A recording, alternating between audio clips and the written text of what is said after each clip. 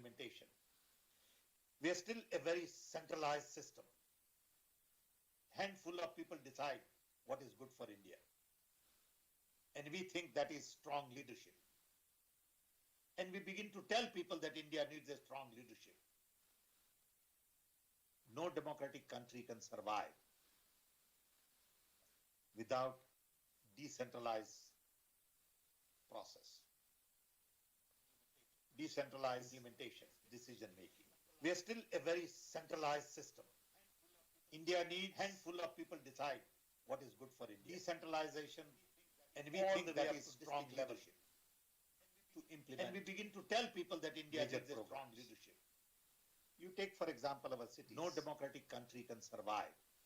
I find that our mayors are not empowered at all. Process. Our organizational architecture, decision making. We are still not very centralized to build smart cities. India needs a handful of people decide. And building smart cities is not decentralization, and we think all about strong political architecture to implement. And we begin to tell people that India needs a strong leadership. With the autonomy, take for example, our freedom, no democratic country can survive to be able to do things. I find that our mayors are not empowered at all. So we really don't have holistic view. Our organizational architecture, decision making. We are still not very centralized to build smart cities. Tool, political will, human capacity, domain expertise, all of these things have to integrate to be able to imagine the India we would like to build. We don't need to be a superpower. All we need to do is lift 400 million below poverty line into respectable standard of living. All we need to do is clean our environment, provide best education and employment to our young, provide better health services, and build infrastructure for power, which is energy, water, sanitation. Take, for example, railways. I worked on preparing a railway report for modernization of railways during Dr. Manmohan Singh's time. Then we realized that we would need something like $25 billion to really begin to make a dent in modernizing our railways. Rather than doing that, we go off and talk about bullet trains. Our priorities are all mixed up. I don't think our people have the right vision. India doesn't need today bullet trains. India needs our railway infrastructure to be modernized. One little bullet train, whether it reduces time from 8 hours to 4, is not going to make any difference. We need to modernize our tracks. We need to really modernize our stations. We need to produce better railway stock. We have thousands and thousands of bridges to be built on railways. We need to automate our gates. That is the requirement, and not bullet train. But somehow people get confused as to what is right, what is wrong. Gimmicks take over. And when I imagine India, I imagine building India from bottom up. Very Gandhian approach. India needs Indian model of development. India needs focus on Indian problems and Indian ways to solve problems. And not take the Western model, lock, stock and barrel, and hope that it will deliver development to our people. There are lots of issues like this that concern me when I think of reimagining India. Reimagining India is all about fundamentals. Reimagining India is about the dream our founding fathers had, where everybody could live in peace and harmony. where everyone is respected. No one is asked what is your religion, what you eat. Everyone is given freedom to speak up. Everyone is respected. Everyone is made to feel comfortable. And decisions are made based on discussions, dialogues, consensus, decentralization, and not based on high-handed, limited group of people deciding what is good for 1.2 billion. In the name of strong leadership, we have lost the idea of participative leadership. Democracy is all about dialogue, participation, discussions, debate. Today, when I see on Indian television conversation, I feel sorry for ourselves. What a pathetic way to talk about national issues. It's all about personalities. It is all about lies. It's all about attacks. There is very little substance. And these are considered wise people. It's unfortunate that at times democracies get hijacked. We are indeed at crossroads today in terms of development. World over, there is a concern about democracy. Look what has happened in US. People are very concerned. That populist movement has really made a huge dent in the journey that we had going on for last 25, 30 years.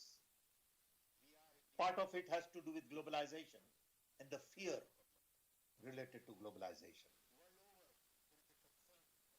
World is going to be globalized. We are all connected for the first time in the human history.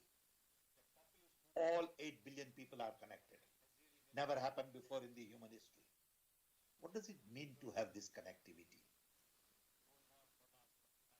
How do we see global order in a connected world? How do we see not only trade, but also overall development? Today, borders have very little meaning. But we have people mindful of borders, deciding on the destiny of nations. Internet has changed everything. It has changed delivery, distribution, retail, banking, governance. It is changing education. It will change health delivery. Internet is redefining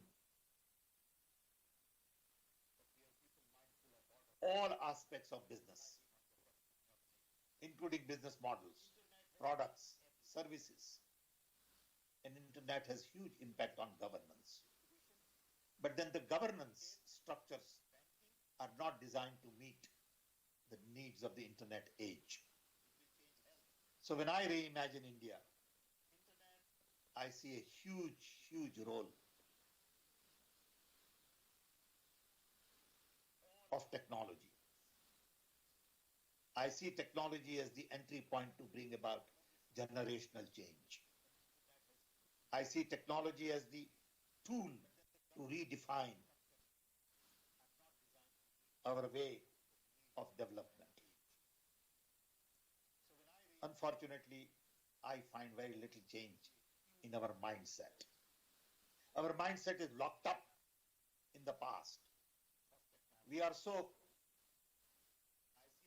stuck in our history and heritage that we can't see future clearly. We talk about our past and not about our future. Every time I meet 10 people, immediately they'll talk about religion, caste, and the discussion is hardly about future.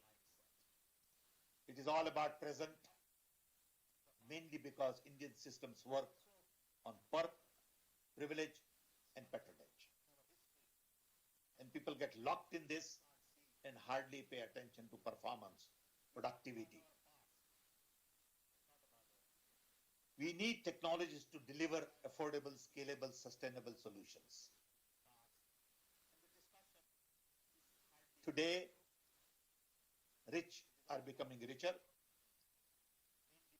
and the gap between rich and poor has increased substantially.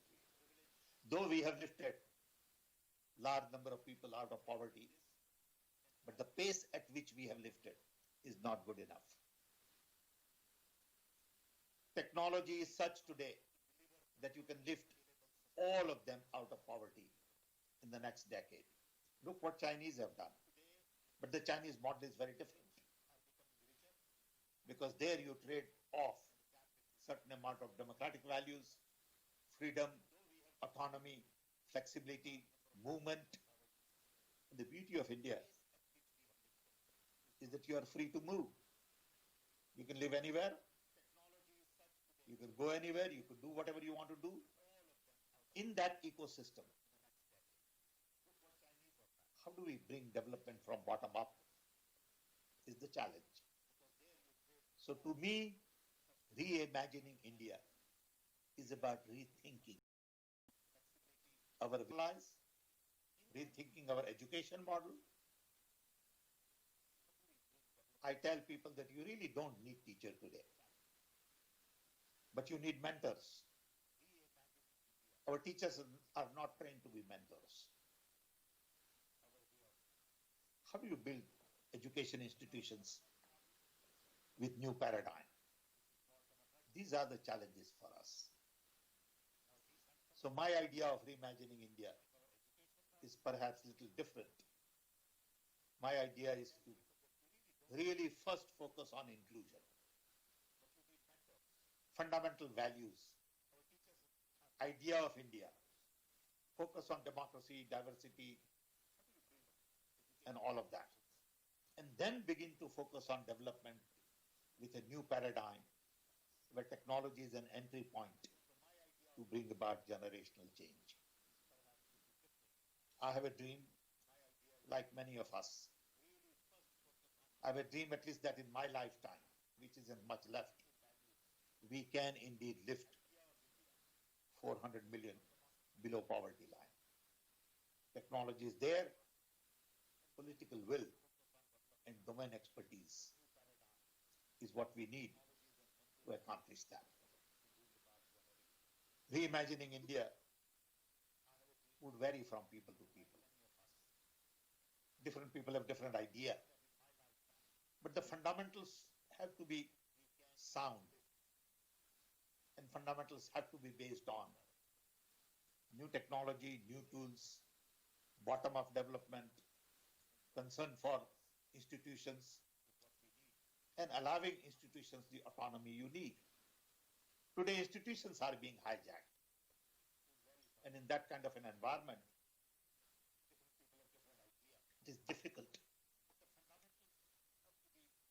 to bring development to the doorsteps of the people. There's too much lie that goes around. People lie, and social media amplifies those lies. And people live in a make-believe world. People don't live in a real world. And lies take over. Social medias get attacked. Lies get amplified. And at some time, lies become the new truth. And realities are very different. I worry about all of these things. I worry about India as I see it today. It bothers me. And we can only agree on the reimagination of India by having these kinds of conversations. Open conversations, honest conversations, public debate, discussions, and really coming to grips with where we are. What do we need to do? How do we build prosperity for a large number of people? So in summary, I would like to say today two things matter. One, inclusion. And inclusion imply all kinds of things. Inclusion is all about respect for other human beings. Man, women, rich, poor, low caste, high caste, doesn't matter. And two, employment. How do we create hundreds of millions of jobs for our young? And that would lead into education, health, infrastructure, business, small and medium scale enterprise. All of that ultimately must result in jobs. Jobs to me is opportunities. So if you focus on inclusion and opportunities, you can really imagine India of the future that we want. I hope this gives you an idea of the kind of India I would like to build. We need lot deeper and meaningful conversation on each of these areas. I can see a long conversation on education, long conversation on health, infrastructure, railways, roads, innovations, entrepreneurship, small and medium scale industries, financial systems, economy. Each of these are key elements in building new India. But we are at crossroads today. I believe 2019 elections are going to be the key to imagining India. And it will depend the direction we take. I am still firm believer in Gandhian idea of India. I'm a firm believer in democracy, freedom, human rights, equality. To me, these things mean a lot. Without understanding these things, you cannot imagine India. I hope you give some thought to it.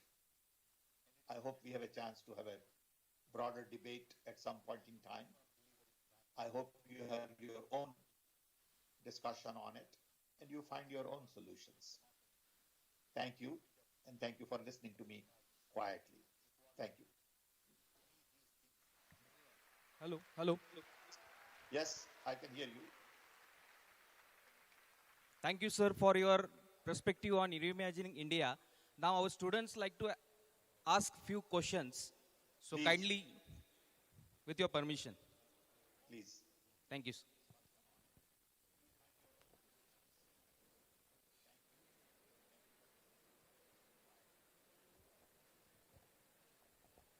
Please.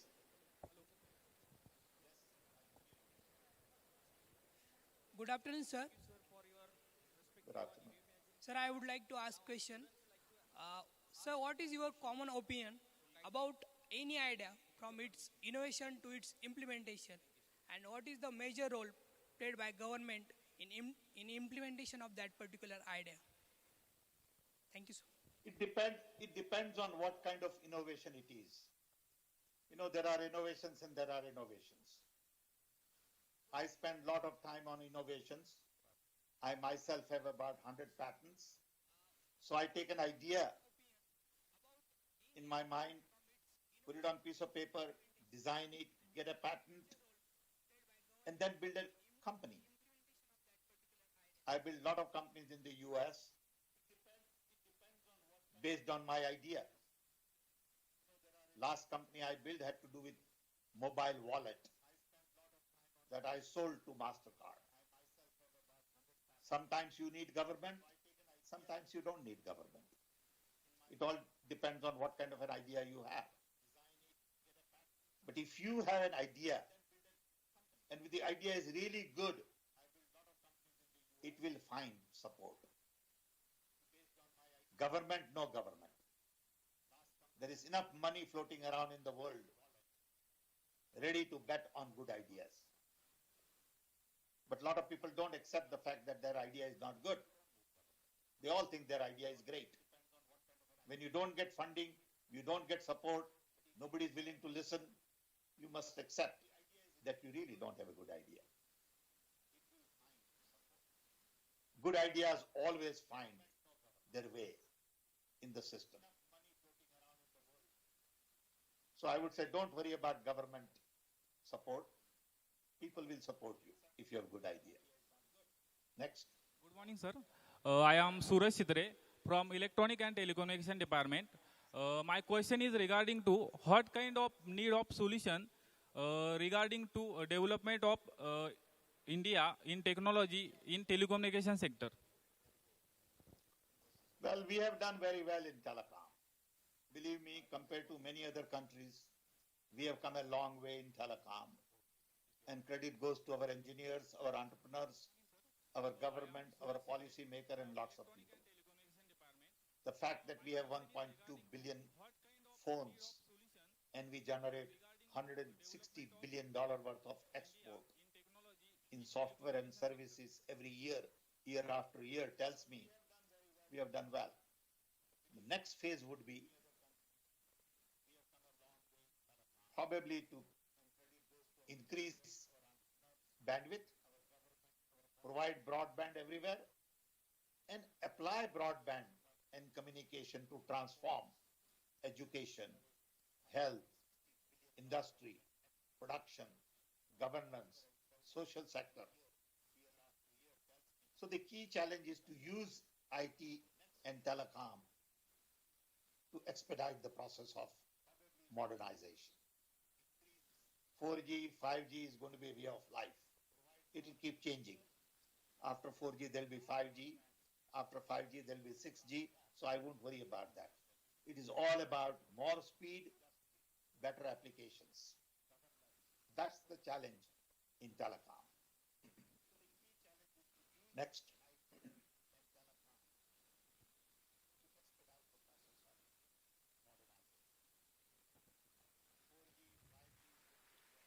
Hello, sir. I can't hear you. Hello, sir. Yes. Sir, you told us about India and its problems and solutions, but you also told us something beautiful about India. But also, the brains are migrated to the foreign countries, and you are also in America now. So, how to tackle this? And another question is, your name is Satyanarayan. Then how it convert to Sam? Somebody decided to call me Sam in America because Satyanarayan was too complicated. I didn't mind it. I don't care. It doesn't mean anything to me. So that's answer to your last question. Answer to first question. I'm not big on brain drain. I believe we need to brain gain and we need to focus on brain change. I live here, but I work in India. It doesn't matter where you live. Today, networks allow me to live anywhere and work for many countries. I work in Mexico, I work in India, I do lots of things for European countries, I do things for United Nations. So that idea of physically being there to work somewhere is an obsolete idea. In a connected world, you could be anywhere, do multiple things. I don't have a job, I have work, and there is a difference. Yes, sir. Next. On behalf of the fellow citizen of Sangamner, we welcome you, and I have a question with you. Please. Gandhi philosophy have the prosperity in the development of the world. Is it right or wrong, as your opinion? Gandhi is more relevant today to the world than ever in the history of mankind. World needs Gandhian ideas today. What are Gandhian ideas? On behalf of the fellow A citizen self which is rooted in truth, trust, love, sacrifice, courage. What is Gandhian idea? Planet that takes care of environment, basic human needs, platform that is based on democracy, freedom, inclusion, diversity. This is Gandhian. World needs more of this today than ever before. We need non-violence. Look at the amount of investment going into military all over the world. Is that the right thing to do today? No. But everybody has a fear of attacking everybody else. So people spend trillions a year on military. And then you have people going hungry, whether it is in Yemen, or it is in Sudan, or many other countries. We still have 19th century mindset, 20th century processes, and 21st century needs. That's the challenge. Okay. My name is Shubham. Sir, as you told about Gandhian, thinking about Gandhian, it's based on the sacrifice or developing villages, or it's a very broad concept. And looking to the after independence, it's now about 70 years. We are not working still on that. We are not working still on that. And no, you told about there is requirement of major reform in judicial, financial, or administrative, every aspect. And considering after 70 years also, 20 crore people of India are sleeping hungry. So, there is required of renovation in this country, and according, it's my view that can this social reform can be take place outside the parliament by the peoples. It's my question. Yes, the answer is yes. How much is an issue? The answer is yes. See, at the end of the day, we have to get things done. Communities have to take responsibility for local development. District level development should be the goal. I started food banks in India about 8 years ago. The idea was that community must take responsibility to feed their hungry. Why should government of India worry about feeding hungry? Why can't communities take responsibility that in my community there will not be anybody hungry? Government is not equipped to take care of everybody at all levels. Our communities are not taking responsibility. Why should my road be somebody else's responsibility? I must clean my street. I must clean my house. I must make sure that my teacher comes and teaches. My doctor provides medicine. I can't blame government of India for that. That spirit is lacking. In India, everybody takes great pride in identifying a problem. Identification of problem does not require talent. Believe me. People go describe a problem to me as if I've never heard of it. I said, you just go on a street, stand there for 10 seconds, 10 minutes, and you will know all the problems in India. The key is who's going to solve it. Where are the men and women with courage to go get it done against all the odds? From my perspective, 5 major things got done in India from technological viewpoint in last 70 years. Atomic energy, Baba. Space, Vikram Sarabhai. Kuyen, milk. Swaminathan's agriculture. Telecom. It requires political will and domain expertise. You get these things combined, it takes 20 years to solve a problem. It doesn't happen overnight. Where are the people who are willing to give 25 years of their life? You find me those and problems will be sorted out.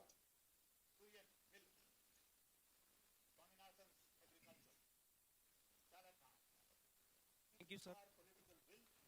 Okay? Thank you, sir. Sir, on this wonderful experience, I would like to introduce our trustee, Mrs. Sharoi Deshmukh, daughter of ex-revenue minister and member of Congress Working Committee, Mr. Bala Saheb Thorat. Along, she will present a vote of thanks. Thank you. Thank you. Namaste, sir. Namaste. Sir, No, sir. I'm not sir. Sam, I'm really very happy to welcome you in Amrut Vaini for Meda Festival. The Meda Festival was started by the young Rajvardhan Thorat. From last 4 years, we are celebrating Meda Festival in our institute. That is Amrut Vaini Sheti Shikshan Vikas Samstha. And we are all the children who are studying in Amrut Vaini, they are from rural area, all are the villagers and farmers children. And we are trying to boost them and we are trying to make their future bright. So I really thank you for talking and spending your time among our students in Sangamne. And I promise you from Amrut Vaini Sheti Shikshan Vikas Samstha and from all these youngsters that in future we will really help you to regenerate, we can say, or rebuild the India in New India. Once again, I thank from my bottom of the heart from Amdar Balasaheb Thorat that you have spent your time with us. And sir, for next Meda, we want you to be in Amrut Vaini's institute among us. So please promise us for next year. Thank you so much. Thank you. So kind of you. Thank you for the opportunity. Once again, I thank from my Please permit us to kindly sign off, sir. Balasaheb Thorat Thank- that you have spent Thank your you. time with us. Thank you, sir. And sir, for next Meda, we want you to be in Amrut Vaini's Thank you. institute among us. So please promise us for next year. Thank you so much. चे संस्थापक मानवंदना देत सर्वजण उभं राहून साहेबांचं स्वागत करूया. गायकवाड साहेबांचं व्यासपीठावरती आगमन होत आहे. टाळ्यांचा प्रचंड गजर करूया आपण. बीव्हीजी इंडियाचे संस्थापक संचालक माननीय हनुमंतरावजी गायकवाड साहेब, आपल्या संस्थेच्या विश्वस्त सौ शरोताई देशमुख, मुख्य कार्यकारी अधिकारी अनिल शिंदे साहेब, इंजिनिअरिंग कॉलेजचे प्राचार्य डॉक्टर VM व्यंकटेश सर, व्यवस्थापक प्राध्यापक धुमाळ सर, मेधाचे कोऑर्डिनेटर प्राध्यापक JB काळे, प्राध्यापक doctor Chavan sir, Shirwate sir, Shetty madam, Tulshinathji Bhor, advocate RB Sonawane, सर्व मान्यवरांचं मेधा 2019च्या दुसऱ्या दिवशी पहिल्या सत्रामध्ये मनपूर्वक स्वागत आहे. प्राध्यापक बाबा खरात सर आणि मिश्रा सर यांना विनंती आहे की आपण व्यासपीठावरती यावं.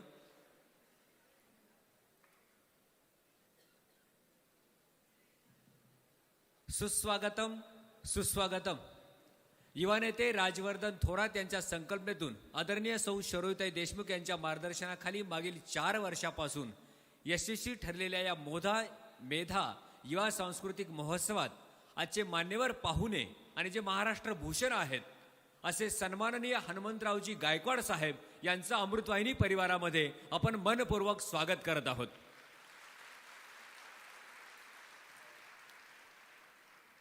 आत्ताच आपण अमेरिकेहून सॅम पित्रोदा यांच्याशी संवाद साधला. ही पूर्ण सॅम पित्रोदा यांच्याशी संवाद साधण्यामध्ये डॉक्टर मनोज चौधरी, अवधेश कुमार सर, आपल्या टेक्निकल टीम जी होती, या सर्वांच्या टाळ्यांच्या गजरात आपण एकदा जोरदार स्वागत करूया. आपल्या सर्व विभागांचे प्राचार्य, सर्व विभाग प्रमुख, शिक्षक आणि शिक्षकेतर बंधू आणि माझे विद्यार्थी बंधू भगिनी, मेधा उत्सव हा महाराष्ट्रातील मोठा उत्सव ठरत आहे आणि या द्वितीय दिवसाचं उद्घाटन मी आदरणीय हनुमंतरावजी गायकवाड साहेब आणि व्यासपीठावरील मान्यवरांना विनंती करतो की आपल्या संस्थेचे संस्थापक अध्यक्ष थोर स्वातंत्र्य सेनानी आदरणीय दादांच्या प्रतिमेचं पूजन करून आणि दीप प्रज्वलन करून आजच्या या कार्यक्रमाची सुरुवात आपण करावी.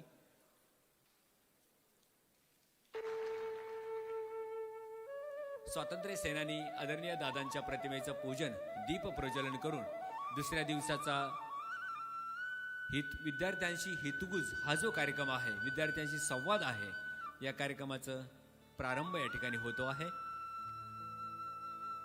BVG इंडियाचे संस्थापक संचालक आदरणीय हनुमंतरावजी गायकवाड साहेब, आपल्या संस्थेच्या विश्वस्त आदरणीय सौ शरोईताई देशमुख, विश्वस्त ॲडव्होकेट RB सोनवणे, तुळशीनाथजी भोर, मुख्य कार्यकारी अधिकारी अनिल शिंदे साहेब, प्राचार्य डॉक्टर M.A. व्यंकटेश सर, व्यवस्थापक प्राध्यापक VB धुमाळ सर, उपप्राचार्य अशोक बेसरा सर, प्राध्यापक Shirbhate sir, doctor Chavan sir, ITIचे प्राचार्य ST देशमुख सर, मेधाचे कोऑर्डिनेटर प्राध्यापक GB Kale, Shrimati JB Shetty madam, प्राचार्य इंटरनॅशनल स्कूल, मॉडेल स्कूलच्या प्राचार्य श्रीमती शीतल गायकवाड मॅडम, आदिवासी सेवक प्राध्यापक बाबा खरात सर,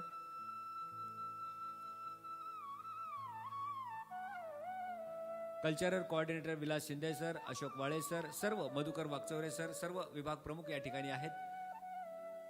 आजचा हा मेधा 2019 मधला दुसऱ्या दिवसाचा चर्चासत्राचा कार्यक्रम दीपप्रज्वलनाने या ठिकाणी संपन्न होतो आहे, सुरू होतो आहे. दादांना अभिवादन करून या चर्चासत्राचा प्रारंभ आपण या ठिकाणी करत आहोत. मान्यवरांना विनंती आहे की आपण आसनस्थ व्हावं.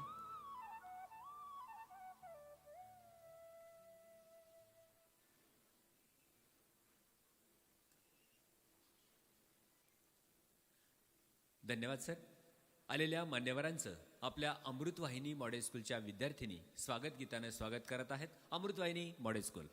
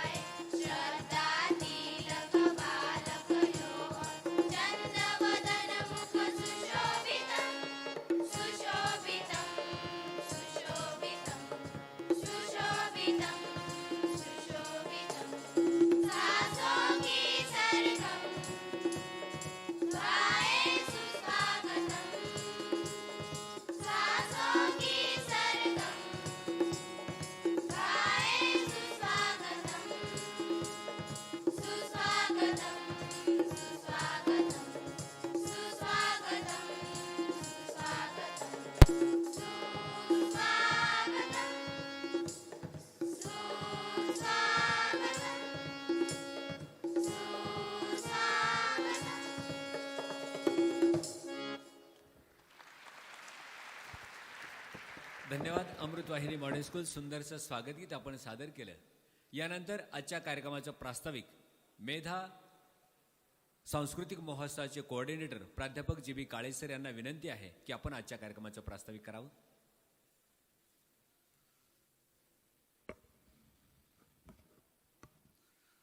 अमृतवाहिनी शेती व शिक्षण विकास संस्था संचलित मेधा 2019 हा युवा महोत्सव आपण साजरा करत आहोत.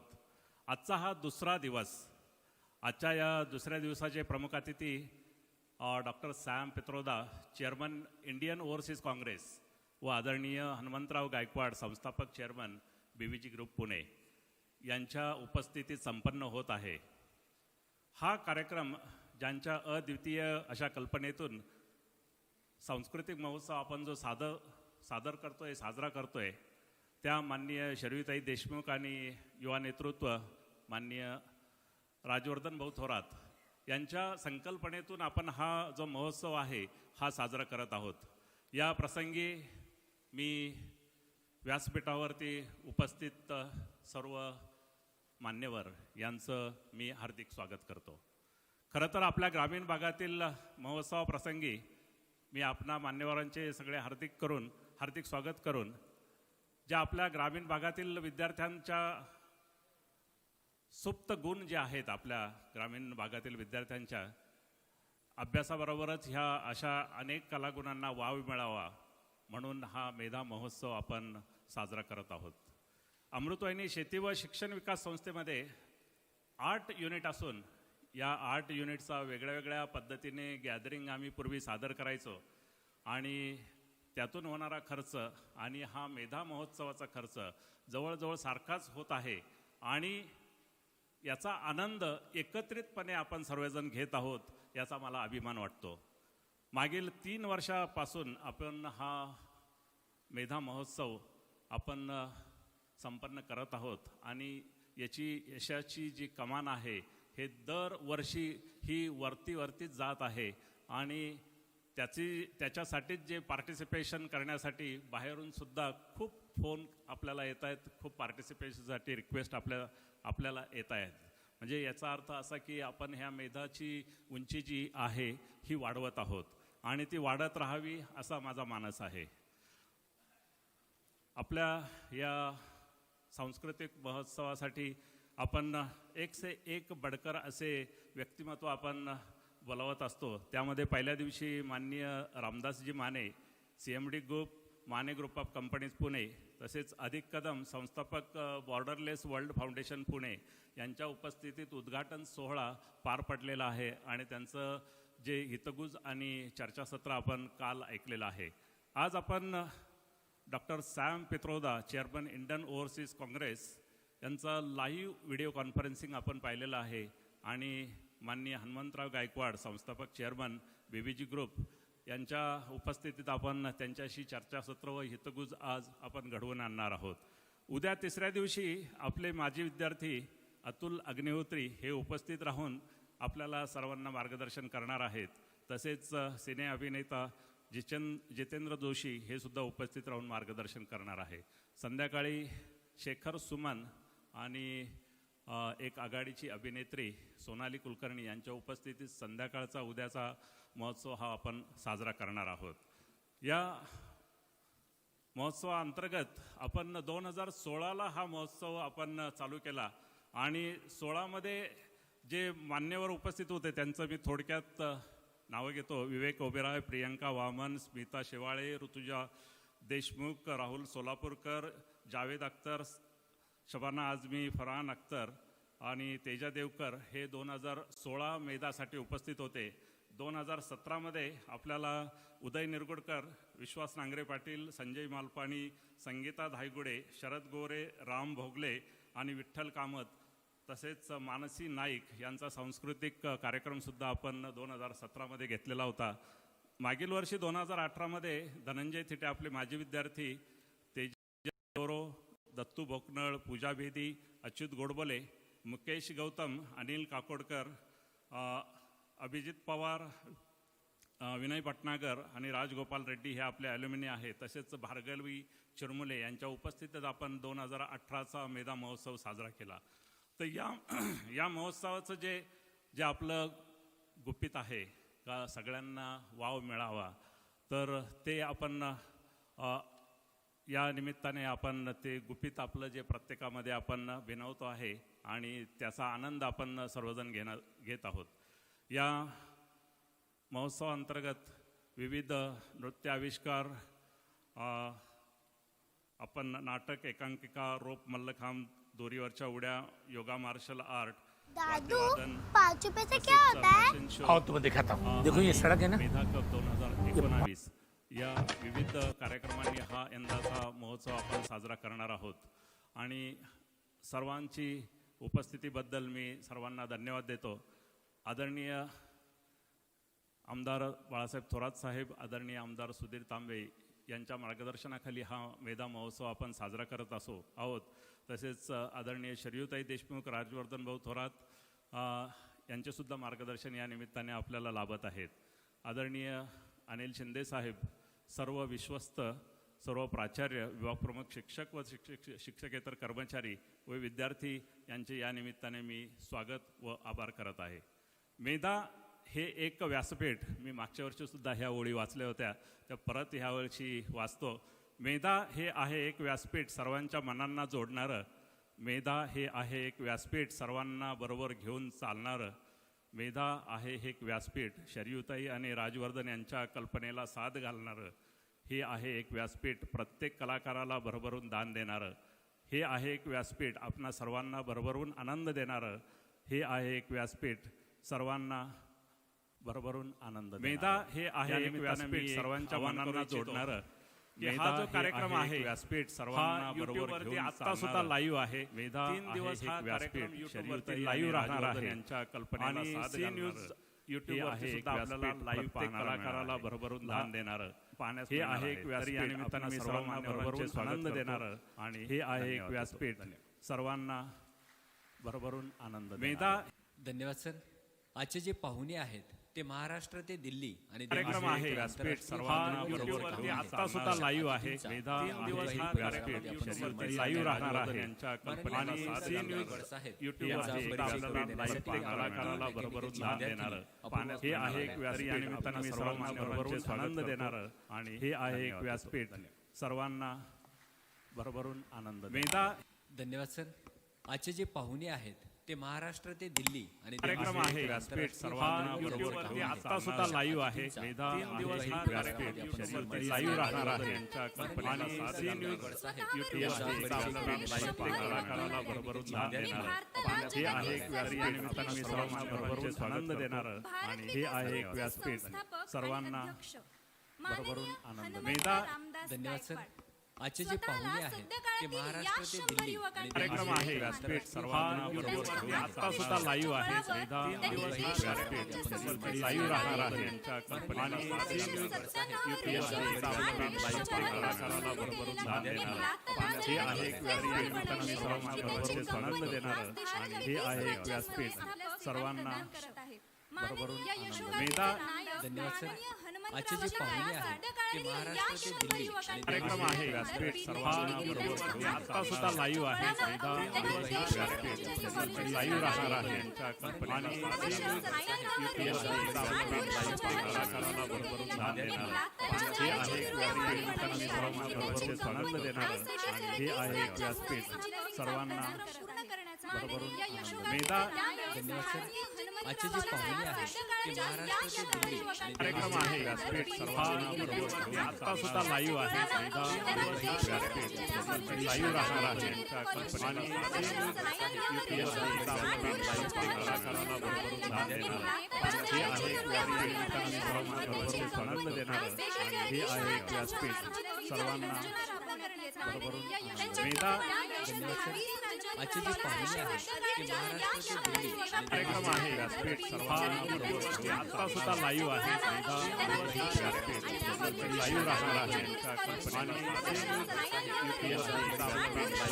कलाकाराला भरभरून दान देणारं.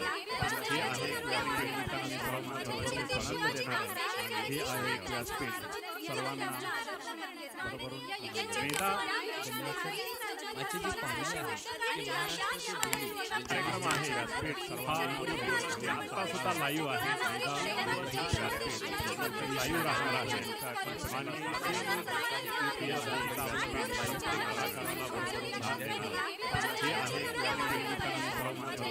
हे आहे व्यासपीठ सर्वांना वेदा आजची जी पाहुणी आहे ती महाराष्ट्राचे दिल्ली कार्यक्रम आहे व्यासपीठ सर्वांना आता सुद्धा लाईव्ह आहे लाईव्ह राहणार आहे आणि हे आहे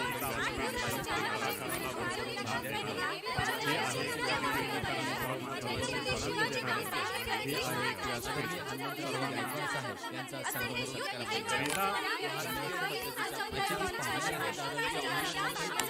कार्यक्रम आहे व्यासपीठ आता सुद्धा लाईव्ह आहे लाईव्ह राहणार आहे आणि हे आहे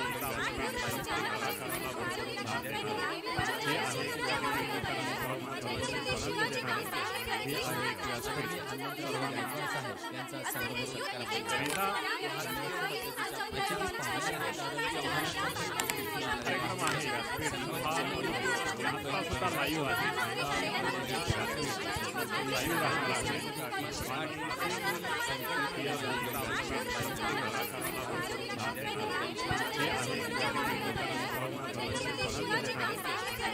व्यासपीठ यांचा सर्व सत्कार वेदा कार्यक्रम आहे व्यासपीठ आता सुद्धा लाईव्ह आहे लाईव्ह राहणार आहे आणि हे आहे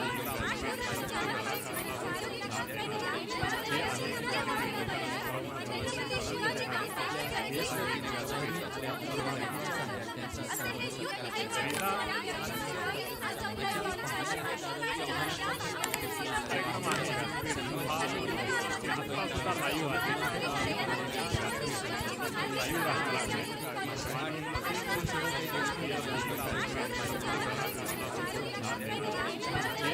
टाळ्यांचा प्रचंड गजर आपण करूया गायकवाड साहेबांच्या सन्मानासाठी या ठिकाणी परिवाराच्या वतीने होतोय.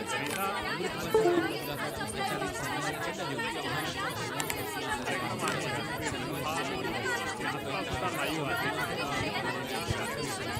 लाईव्ह राहणार आहे आणि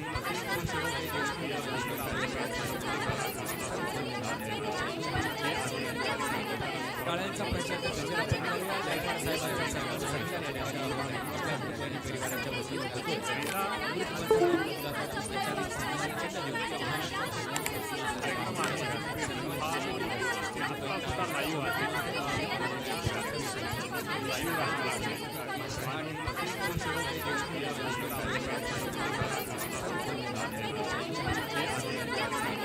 टाळ्यांचा प्रचंड गजर आपण करूया गायकवाड साहेबांच्या सन्मानासाठी या ठिकाणी परिवाराच्या वतीने होतोय. मुलाखत संचालित सन्मानाचिन्ह देऊन कार्यक्रम आहे आता सुद्धा लाईव्ह आहे लाईव्ह राहणार आहे आणि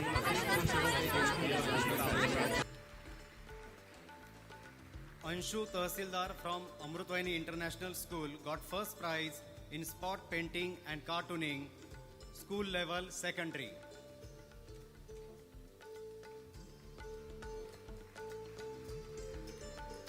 Shamli Sanap from Amrutwaini College of Engineering got first prize in spot painting and cartooning, graduate level.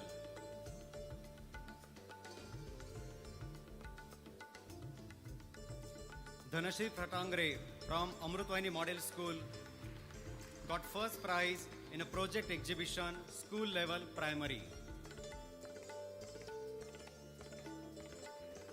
Darshan Bhagwat and team from Amrutwaini International School got first prize in a project exhibition, school level secondary.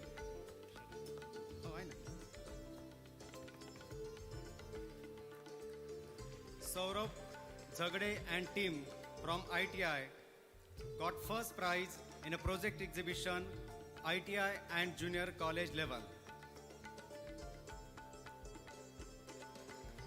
धन्यवाद साहेब. यानंतर संस्थेच्या विश्वस्त सौ शरोताई देशमुख यांना विनंती आहे आपण पुरस्कार प्रदान करावे. Sarvesh Lahare and team from Amrutvahini polytechnic got first prize in project exhibition diploma level.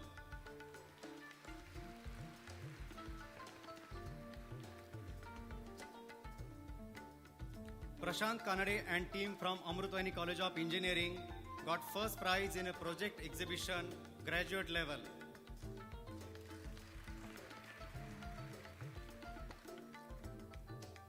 Vaishnavi Patil from Amrutvahini Model School got first prize in a Rangoli school level primary.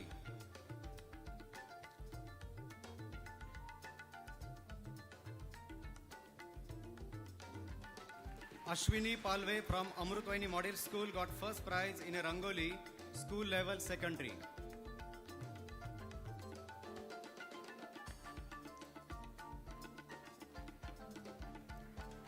धन्यवाद ताई. यानंतर संस्थेचे विश्वस्त advocate Shri R B Sonawane साहेब यांना विनंती आहे पुढील सत्कार आपण करावेत.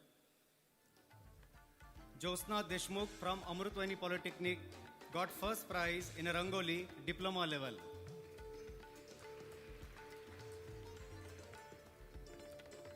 Shamli Sanap from Amrutvahini College of Engineering got first prize in Rangoli graduate level.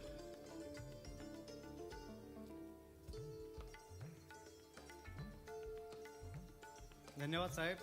यानंतर संस्थेचे विश्वस्त श्री तुळशीनाथ भोर साहेबांना विनंती आहे पुढील सत्कार आपण करावेत. Shweta Sahane from Amrutvahini model school got first prize in mehndi school level primary.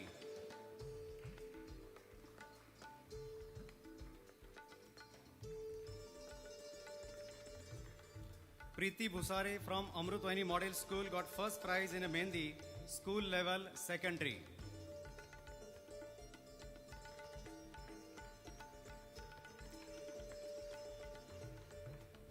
धन्यवाद साहेब. यानंतर संस्थेचे चीफ एक्झिक्युटिव्ह ऑफिसर माननीय शिंदे साहेबांना विनंती आहे आपण सत्कार करावेत. Ankita Chougule from diploma pharmacy got first prize in mehndi diploma level.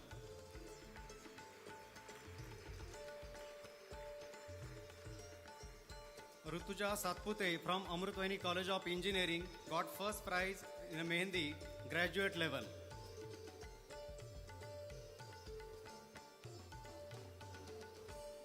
धन्यवाद साहेब. यानंतर इंजिनिअरिंग कॉलेजचे प्राचार्य डॉक्टर व्यंकटेश सर यांना विनंती आहे आपण पारितोषिक समारंभ करावा. सई काकड from Amrutvahini international school got first prize in a fruit and vegetable decoration school level primary.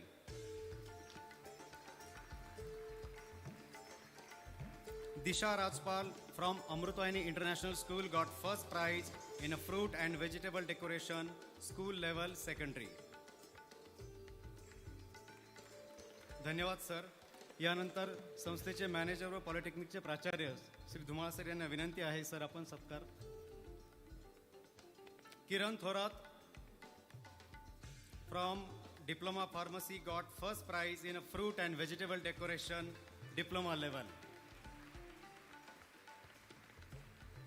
Priya Kulkarni from Amrutvahini College of Engineering got first prize in a fruit and vegetable decoration graduate level.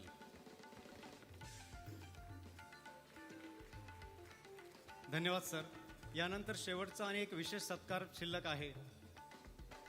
Diploma फार्मसीची विद्यार्थिनी रहाने दीपाली मच्छिंद्र हिने Maharashtra state board of technical education महाराष्ट्रामध्ये 4था क्रमांक मिळवला आहे. आजचे प्रमुख पाहुणे माननीय गायकवाड साहेब यांना विनंती आहे आमच्या ह्या गुणवंत विद्यार्थिनीचा सत्कार आपल्या हस्ते व्हावा. थँक्यू.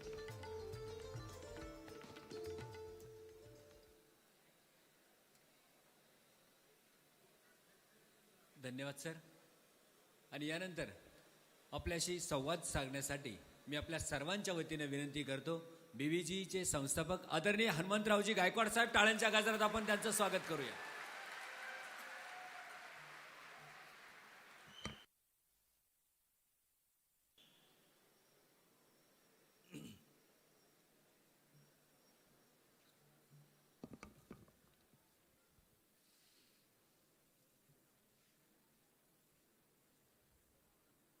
अमृतवाहिनी शेती व शिक्षण विकास संस्थेच्या या कार्यक्रमात मला बोलवलं आणि बोलायचं दिलं त्याबद्दल प्रथमतः सगळ्यांचे आयोजकांचे मी आभार व्यक्त करतो. आदरणीय भाऊसाहेब थोरात साहेबांनी दूरदृष्टीनं 1983 साली ह्या कॉलेजची स्थापना केली. त्यांच्या दूरदृष्टीला मानाचा मुजरा करतो. अतिशय ह्या भागामध्ये नवीन एक चळवळ साहेबांनी चालू केली. आदरणीय शरयू देशमुख मॅडम आणि ज्यांच्या संकल्पनेतनं ही नवीन कल्पना चालू झाली युवा महोत्सव मेधा सांस्कृतिक महोत्सवाची, त्या राजवर्धन थोरात साहेबांचंही मनापासून अभिनंदन करतो. या संस्थेचे प्राचार्य डॉक्टर व्यंकटेश, सर्व प्राचार्य, प्राध्यापक, विद्यार्थी आणि माझ्या बंधू भगिनींनो, माझे BVG सहकारी बाळासाहेब कंकराळे, संभाजीराव गायकवाड आणि सर्वजण,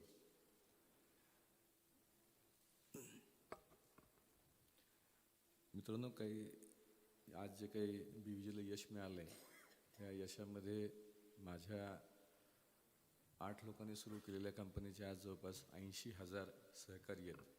त्या सहकाऱ्यांचा रात्रंदिवस कष्ट करण्याचा वाटा आहे. त्यामुळे जे काही यश मिळाले ते हे सगळ्या माझ्या सहकाऱ्यांना मी डेडिकेट करतो.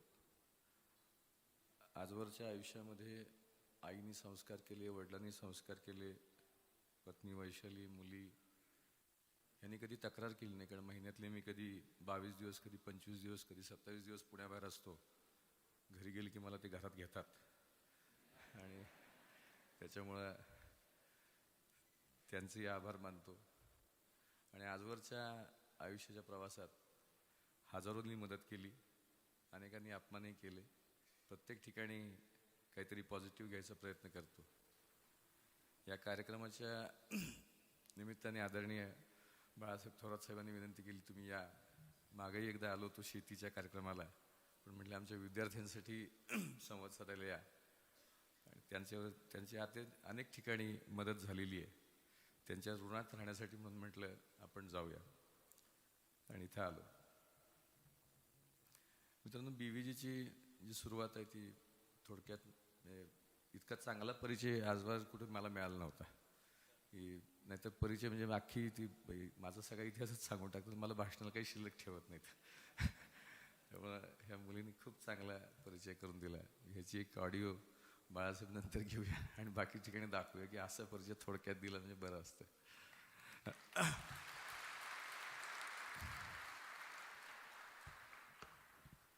आत्ताच सॅम साहेबांचे आपण विचार ऐकले. थोर माणूस, यांनी भारताला टेलिकॉममध्ये एक दिशा दिली. STD नावाचा जो प्रकार आला तो सॅम पित्रोदांच्या प्रयत्नाने आला आणि त्यांनी एक वेगळी दिशा त्या काळामध्ये दिली. मी एक धडपड करतोय, काही ते वेगळे वाट चालायचा प्रयत्न करतोय. मार्गदर्शन करण्यात कमी मोठा नक्कीच नाही, पण धडपड तुम्हाला नक्की सांगेन काय करतोय ते. माझा जन्म सातारा जिल्ह्यातल्या कोरेगावचा. आमचं गाव रहमतपूर. लहानपणी शिकायला हुशार होतो म्हणून आम्हाला सातारला घेऊन गेले वडील. सातारला 6वी जाईपर्यंत घरात लाईट नसायची. 10 बाय 10च्या खोलीत राहत होतो, छोट्याशा घरात राहत होतो. लाईट असलेला माणूस श्रीमंत वाटायचा. त्यानंतर वडिलांना वाटलं, मला 4थी स्कॉलरशिप मिळाली. वडिलांना वाटलं हनुमंत हुशार आहे, त्याला पुण्याला घेऊन जाऊ. मग आम्ही पुण्यात शिफ्ट झालो. फुगेवाडी नावाच्या छोट्याशा वस्तीमध्ये 9 फूट बाय 11 फूट या खोलीत राहायला लागलो. तिथून शाळेत रमण वगैरे मला घातलं. जायला यायला 1 रुपया तिकीट लागायचं आणि कधी कधी ते पण नसायचे. आई माझी शिवणकाम करायची, ब्लाऊज शिव, परकर शिव, आणि समोरच्यांना सांगायची की 5 रुपये बिल झालं, 1 रुपया देता का, हनुमंतला शाळेत जायला आज पैसे नाही आहेत. मला वाईट वाटायचं, आघात व्हायचे मनावरती की आई असं करते. पण त्यांनी एक वेगळी ऊर्जा पण मिळायची की आपल्याला काहीतरी केलं पाहिजे, करून दाखवलं पाहिजे. त्यानंतर माझ्या वडिलांची मुंबईला बदली झाली आणि मुंबईला त्यांना राहायची सोय नसल्यामुळं ते रोज जाऊन येऊन रेल्वेने करायचे. पहाटे 4ला उठायचे, रात्री 11:30-12ला माघारी यायचे आणि माघारी आल्यानंतर थकून जायचे. त्यामुळे आजारी पडायला लागले आणि आजारी पडल्यानंतर पैसे नसल्यामुळं आम्ही पुण्याच्या सरकारी हॉस्पिटलमध्ये, ससून हॉस्पिटलमध्ये किंवा बुधराव सुराने हॉस्पिटलमध्ये त्यांना घेऊन जायचो. आणि तिथं नेल्यानंतर पैसे नसायचे, तर मी माझ्या आईचं कानातलं 200 रुपयाला घाण टाकल्याचं आठवतं आहे. कधी आईचं मंगळसूत्र 500 रुपयासाठी मी घाण टाकलं. वाईट वाटायचं, असं खूप यातना व्हायच्या. 8वी 9वीत होतो, तुमच्यापेक्षा लहानच होतो, आणि त्यावेळेला एक वेगळं वाटायचं, काहीतरी केलं पाहिजे आपल्याला आयुष्यामध्ये. वडिलांनी खूप चांगले संस्कार केले. वडिलांनी मला एकदा असंच एक भाषण होतं प्राचार्य शिवाजीराव भोसल्यांचं, मी 9वीत असताना, स्वामी विवेकानंदांच्यावरती. ते व्याख्यान ऐकायला मला माझे वडील घेऊन गेले, आणि ते व्याख्यान ऐकल्यानंतर मी माझ्या आयुष्याचं दैवत फिक्स करायचं ठरवलं, आणि ते स्वामी विवेकानंद आणि त्यानंतर छत्रपती शिवाजी महाराज, ही 2 दैवतं मी 9वीत असताना फिक्स केली. त्यानंतर 10वीला 88% मार्क पडले. माझ्या आईला शिक्षिकेची नोकरी लागली होती. माझ्या आईने तिच्या मुख्याध्यापकांना विचारलं की ह्याला एवढे चांगले मार्क मिळालेत, काय करायचं? तर त्यांनी सांगितलं तुम्ही डिप्लोमाला ॲडमिशन घ्या. आणि डिप्लोमाला ॲडमिशन घेतल्यानंतर कारण 3 वर्षामध्ये पैसे कमवायला चालू होईल म्हणून डिप्लोमाला ॲडमिशन घेतलं गव्हर्नमेंट पॉलिटेक्निक पुण्याला. तिथं इलेक्ट्रॉनिक्सला घेतलं. तिथं पहिल्या वर्षी 74, मग 72, 74% मार्क पडले. पण दुर्दैवानं दुसऱ्या वर्षी माझ्या वडिलांचं निधन झालं. तेव्हा त्यांचं वय 45 वर्ष होतं, माझं 18 वर्ष वय होतं. त्यांची इच्छा होती की मी IAS ऑफिसर व्हावं.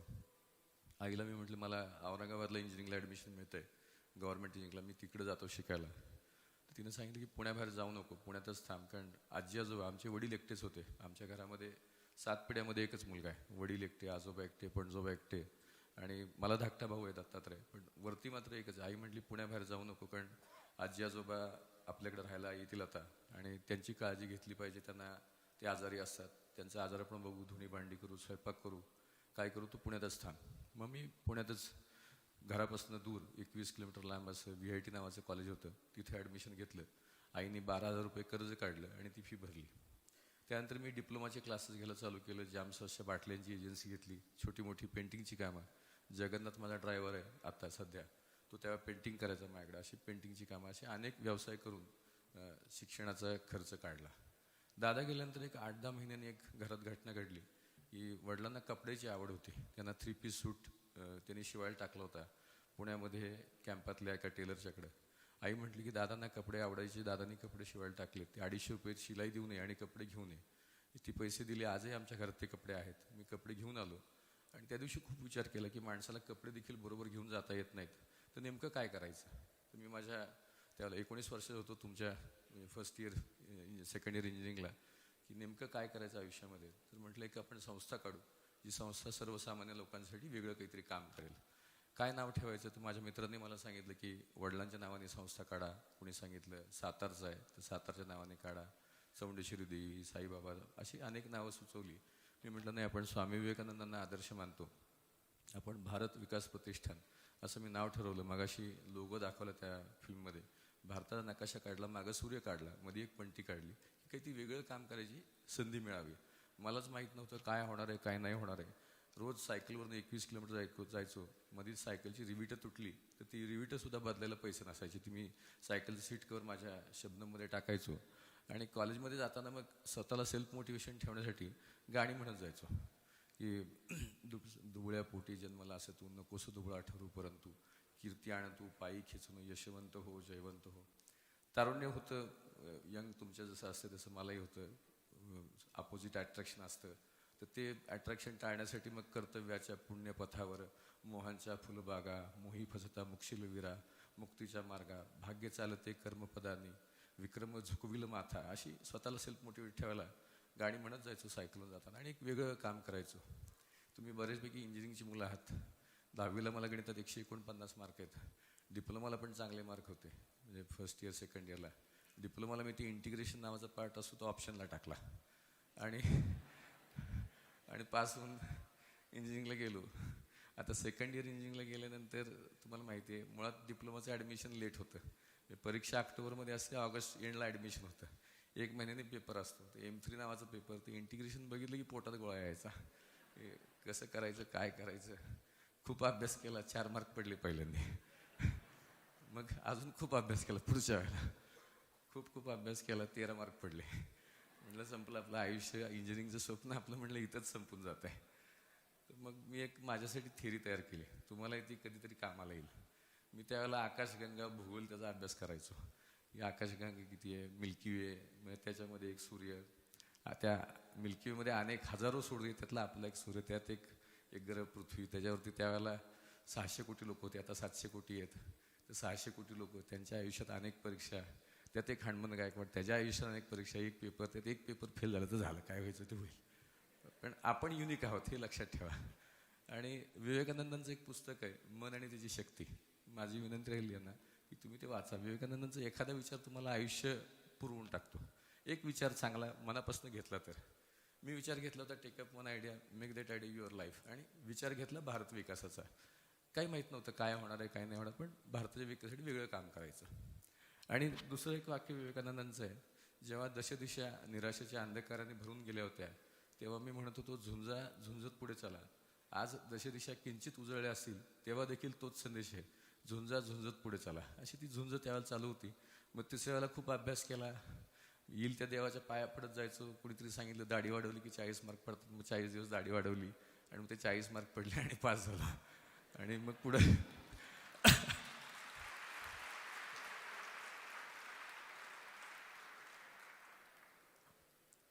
मग तसं बाकी फर्स्ट क्लास मेंटेन ठेवलं होतं. पण ही गणिताची मला काय कळलं उगीच वाटतं. मी आता परवा भारताचे शिक्षण मंत्री जे आहेत HRD मिनिस्टर, त्यांना म्हटलं की साहेब, हे ज्यांना इस्रोमध्ये काम करायचं त्यांना तुम्ही हे शिकवा ना, एवढं कॉम्प्लिकेटेड सायंटिफिक हे सायन्स. हे पोरांचा काय जीव काढता तुम्ही, बारक्या पोरांचा. निष्करण ज्याला ऑप्शन पाहिजे त्याला घ्या ना. आता ह्यातले किती जण नासामध्ये जातील, किती जण इस्रो जातील. ज्याला जायचं त्यांनी 5 लोकांनी करावा त्याचा अभ्यास. बाकीच्यांना कॉमन सेन्स शिकवणं फार गरजेचं आहे. जगामध्ये जगण्यासाठी सगळ्यात महत्त्वाचं कॉमन सेन्स आहे. म्हणजे आणि लँग्वेजेस पाहिजेत. तुम्हाला चायनीज शिका, तुम्ही जर्मन शिका, बाकीच्या भाषा शिका. मी त्यांना दिली, आता बघू काय सुधारणा होते का अभ्यासक्रमात. मग टेलकोत लागलो, टेलकोत ग्रॅज्युएट ट्रेनिंग म्हणून लागलो. टेलकोत लागल्यानंतर मित्रांनो, तुम्ही उद्या नोकरीला कुठेतरी लागणार आहात. मला सांगितलं साहेबांनी की 80% मुलांची प्लेसमेंट होते, चांगल्या ठिकाणी नोकऱ्या मिळतात. खूप भाग्यवान आहात तुम्ही, अशा कॉलेजमध्ये शिकायला मिळते. मी टेलकोत लागलो, मला महिन्याला 8,000 रुपये पगार होता, वर्षाचा 1 लाख रुपये पगार. आणि मला फायनल माझं प्लेसमेंट परचेस डिपार्टमेंटला केलं. आमच्या त्या काळामध्ये एक टाटा इस्टेट नावाची एक गाडी होती, जी फारशी चालली नाही. तिचं मटेरियल जवळपास 2.5 कोटी रुपयाचं स्क्रॅप झालं होतं. आणि स्क्रॅप होऊन त्याचं तोडून टाकायचं अप्रूव्हल मिळालं होतं. तोडलं असतं तर 4-1 लाख रुपये मिळाले असते. मी आमच्या मॅनेजरना म्हटलं की साहेब, हे वापरता येईल, पुन्हा वापरता येईल, दुसऱ्या गाडीला सुमोला वापरता येईल, सिराला वापरता येईल, वाया कशाला घालवायचं. ते म्हटले काही गरज नाही, कंपनीचे अप्रूव्हल मिळालेलं आहे, कंपनीला खूप प्रॉफिट होतोय, तू काही काळजी करू नको. मी म्हटलं साहेब, 2 वर्षापूर्वी 3 वर्षापूर्वी मला 1 रुपया नव्हता म्हणून मी चहा पित नव्हतो. आता हे 2.5 कोटी रुपयाचं कंपनी नुकसान कसं होऊ द्यायचं. आणि मग त्यातनं ते म्हटलं तुला काय करायचं ते कर. मग मी फर्स्ट शिफ्टला, माझी ड्युटीचं टायमिंग सकाळी 8:30 ते 5 असायचं. मी फर्स्ट शिफ्टला सकाळी 6:30ला कंपनीत जायचो, रात्री 10पर्यंत काम करायचो. 7-8 महिन्यामध्ये कुठली अपेक्षा न ठेवता कंपनीचं, म्हणजे माझा वर्षाचा पगार 1 लाख रुपये होता, मी कंपनीचे 250 लाख रुपये वाचवले. मी तुम्हालाही सांगेन की उद्या जिथं तुम्ही कामाला जाल ते माझं म्हणून काम करा, दुसऱ्यासाठी काम करू नका, स्वतःसाठी काम करा. आणि रोज चांगलं काहीतरी करत जा. आणि कुठली फळाची अपेक्षा ठेवू नका की मला प्रमोशन मिळेल, इन्क्रीमेंट होईल, अशी काही अपेक्षा न ठेवता रोज चांगलं काम करत जा. चांगल्याचा हिशोब रोज चालू असतो. मला त्यानंतर 7 महिन्यांनी आमच्या वायनाथ नावाचे व्हाईस प्रेसिडेंट होते. जानेवारी 97 त्यांनी मला बोलवून घेतलं. त्यांना आमच्या गिरोत्र नावाच्या DGMनी एक छोटी चिठ्ठी पाठवून दिली होती की young GT has saved 2.5 crore for the organisation which is unwarranted. गरज नव्हती पण त्यांनी वाचवलेत. म्हणून त्यांनी मला बोलवून घेतलं आणि मला विचारलं, बेटा तुम बहुत अच्छा काम कर रहे हो, तुम्हें क्या चाहिए. म्हणजे मला काही नको, पण माझ्या रहमतपूरचे माझे बालपणीचे मित्र जे 7वी पास आहेत, 10वी नापास आहेत, अशी मुलं म्हटलं माझ्याकडं मोठ्या आशेने येतात की हनुमंत तू तर हुशार निघाला, तू तर इंजिनियर म्हणून लागला टेल्कोसारख्या कंपनीमध्ये, आम्हाला पण काहीतरी कामाची संधी दे. त्यांची आई आमच्या आईकडे यायची की उशे तुझ्या पोराला लागली चांगली नोकरी तर आमच्या पोराला चिटकव वगैरे वगैरे. तर जेव्हा नाथसाहेबांनी मला विचारलं की बेटा तुम बहुत अच्छा काम कर रहे हो, तुम्ही काय चाहिए. म्हटलं साहेब माझ्या गावच्या मुलांना, माझ्या मित्रांना टेल्कोत काहीतरी कामाची संधी द्या. ते काय शिकलेत. म्हटलं साहेब 7वी पास आहे, 10वी नापास आहे, एक 12वी आणि एक BCom आहे, असे 6-7 लोक आहेत. म्हटलं तर म्हटले काय काम करतील. म्हटलं साहेब हेल्परचं काम द्या, कारण ते IT वगैरे झालेलं नाहीत, हेल्परचं काम द्या. तर म्हटलं हेल्परचं काम नाही आहे, पण हाऊसकीपिंगचं काम आहे. नवीन इंडिका प्लांटचं इरेक्शन चालू झालं होतं, तिथं ते हाऊसकीपिंगचं काम करतील का. तर मी म्हटलं हो साहेब करतील, काय हरकत नाही. आणि 22 मे 97ला म्हटलं तुमची कुठली सामाजिक संस्था आहे का, कारण as a engineer in company आम्ही तुम्हाला देऊ शकणार नाही, पण संस्था आहे का? म्हणजे साहेब कॉलेजमध्ये असं एक ट्रस्ट अँड सोसायटी फॉर्म केलेलं आहे मी. मग उमेश माने जे आमचे आता व्हाईस चेअरमन आहेत रहमतपूरचा, मग उमेश माझा सहकारी, मी 5वीत, उमेश 7वीत, अशी आमची मैत्री शाळेत असल्यापासून. उमेश 2 वर्ष सिनियर. उमेश 8वीत असताना आमच्या रहमतपूरला एक पिक्चरचं थिएटर आहे, जे रात्री अंधार पडल्यानंतर पिक्चर दाखवतात. तिथं तिकीट न काढता दमदाटी करून पिक्चर बघायला घेऊन जायचा मला. म्हटलं असं काम बघायला कोणतरी दमदार माणूस पाहिजे. मग उमेशरावांना विचारलं. उमेश त्यावेळेला एका पतसंस्थेमध्ये मॅनेजर होता. अशी माझी बुधवारी टेल्कोत चर्चा झाली की आपल्या गावच्या मुलांना काम मिळेल, आणि मग गुरुवारी मी सुट्टी होती. उमेशकडे सकाळी गेलो. उमेशरावांना म्हटलं असं असं काल चर्चा झाली आणि टेल्कोचं काम मिळणार आहे, आणि तुम्ही ते बघाल का? डे टू डे ऑपरेशन्स तुम्ही बघाल का? तर उमेश संध्याकाळी माझ्याकडे घरी आला आणि मला म्हटलं की मी राजीनामा देऊन टाकला. मी म्हटलं दादा सकाळी तुझं ऐकण्यात काही ती चूक झाली, काम मिळालेलं नाही आहे, मिळणार आहे. नाही म्हटलं तुम्ही सांगितलं, मी राजीनामा देऊन टाकला. कुठलंही ऑर्गनायझेशन यशस्वी व्हायला छत्रपतींना जसे सहकारी मिळाले, मी भाग्यवान आहे. मला देखील उमेशरावांसारखे, आता बाळासाहेब आहेत, संभाजीराव आहेत, असे अनेक सहकारी मला मिळाले जे जीवापाड प्रेम करतात. आणि कुठलंही ऑर्गनायझेशन, कुठेही तुम्ही काम करा भविष्यामध्ये, सगळ्यात पहिली गोष्ट असते की विश्वासू सहकारी तुम्हाला मिळणं गरजेचं असतं. मला तसे सहकारी मिळाले. उमेशरावांनी नोकरी सोडली आणि 22 मे 97ला आम्ही टाटा मोटर्समध्ये 8 लोकांनी हाऊसकीपिंगचं काम चालू केलं. आता हाऊसकीपिंग म्हणजे झाडलोट करणं, टॉयलेट स्वच्छ करणं, अशा पद्धतीचं काम.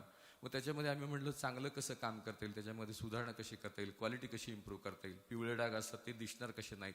जे काम करायचं म्हणजे तुम्ही उद्या भविष्यात कुठल्याही क्षेत्रात काम करा, नुसतं बरं असून चालत नाही, चांगलं असून चालत नाही, उत्तम असूनही चालत नाही, सर्वोत्तम व्हायला लागतं. म्हणजे ज्या मुलाला 99.99 मार्क मिळतात त्याला विचारतो किती घासतो. 60% मार्क तुम्हाला बऱ्याच लोकांना अभ्यास न करता देखील मिळतील, पण ते एक्सलन्स आणायला लागतो कुठल्याही क्षेत्रामध्ये. आणि आम्ही एक BVG मध्ये ध्यास घेतो की जे काम करायचं ते एक्सलन्स करायचं पहिल्यापासूनच. मग त्या हाऊसकीपिंगमध्ये आम्ही या मेकनायझेशनच्या सहाय्याने स्वच्छता चालू केली, यंत्र घेतली की चांगलं काम कसं होईल, उत्तम कसं होईल, त्याच्यामुळे काम वाढत गेलं. मग पहिल्या महिन्याचं बिल आमचं 12,009 रुपये होतं. पहिल्या वर्षी 8 लाखाचा टर्नओव्हर झाला, दुसऱ्या वर्षी 30 लाखाचा झाला. मग स्थळं यायला लागली. मग ते वैशालीबरोबर अरेंज मॅरेज झालं. अरेंज मॅरेज झाल्यानंतर 99 साली मी 1 महिन्यानंतर वैशालीला म्हटलं की वैशाली मला आता हे नोकरी सोडून व्यवसायच करावा वाटतोय.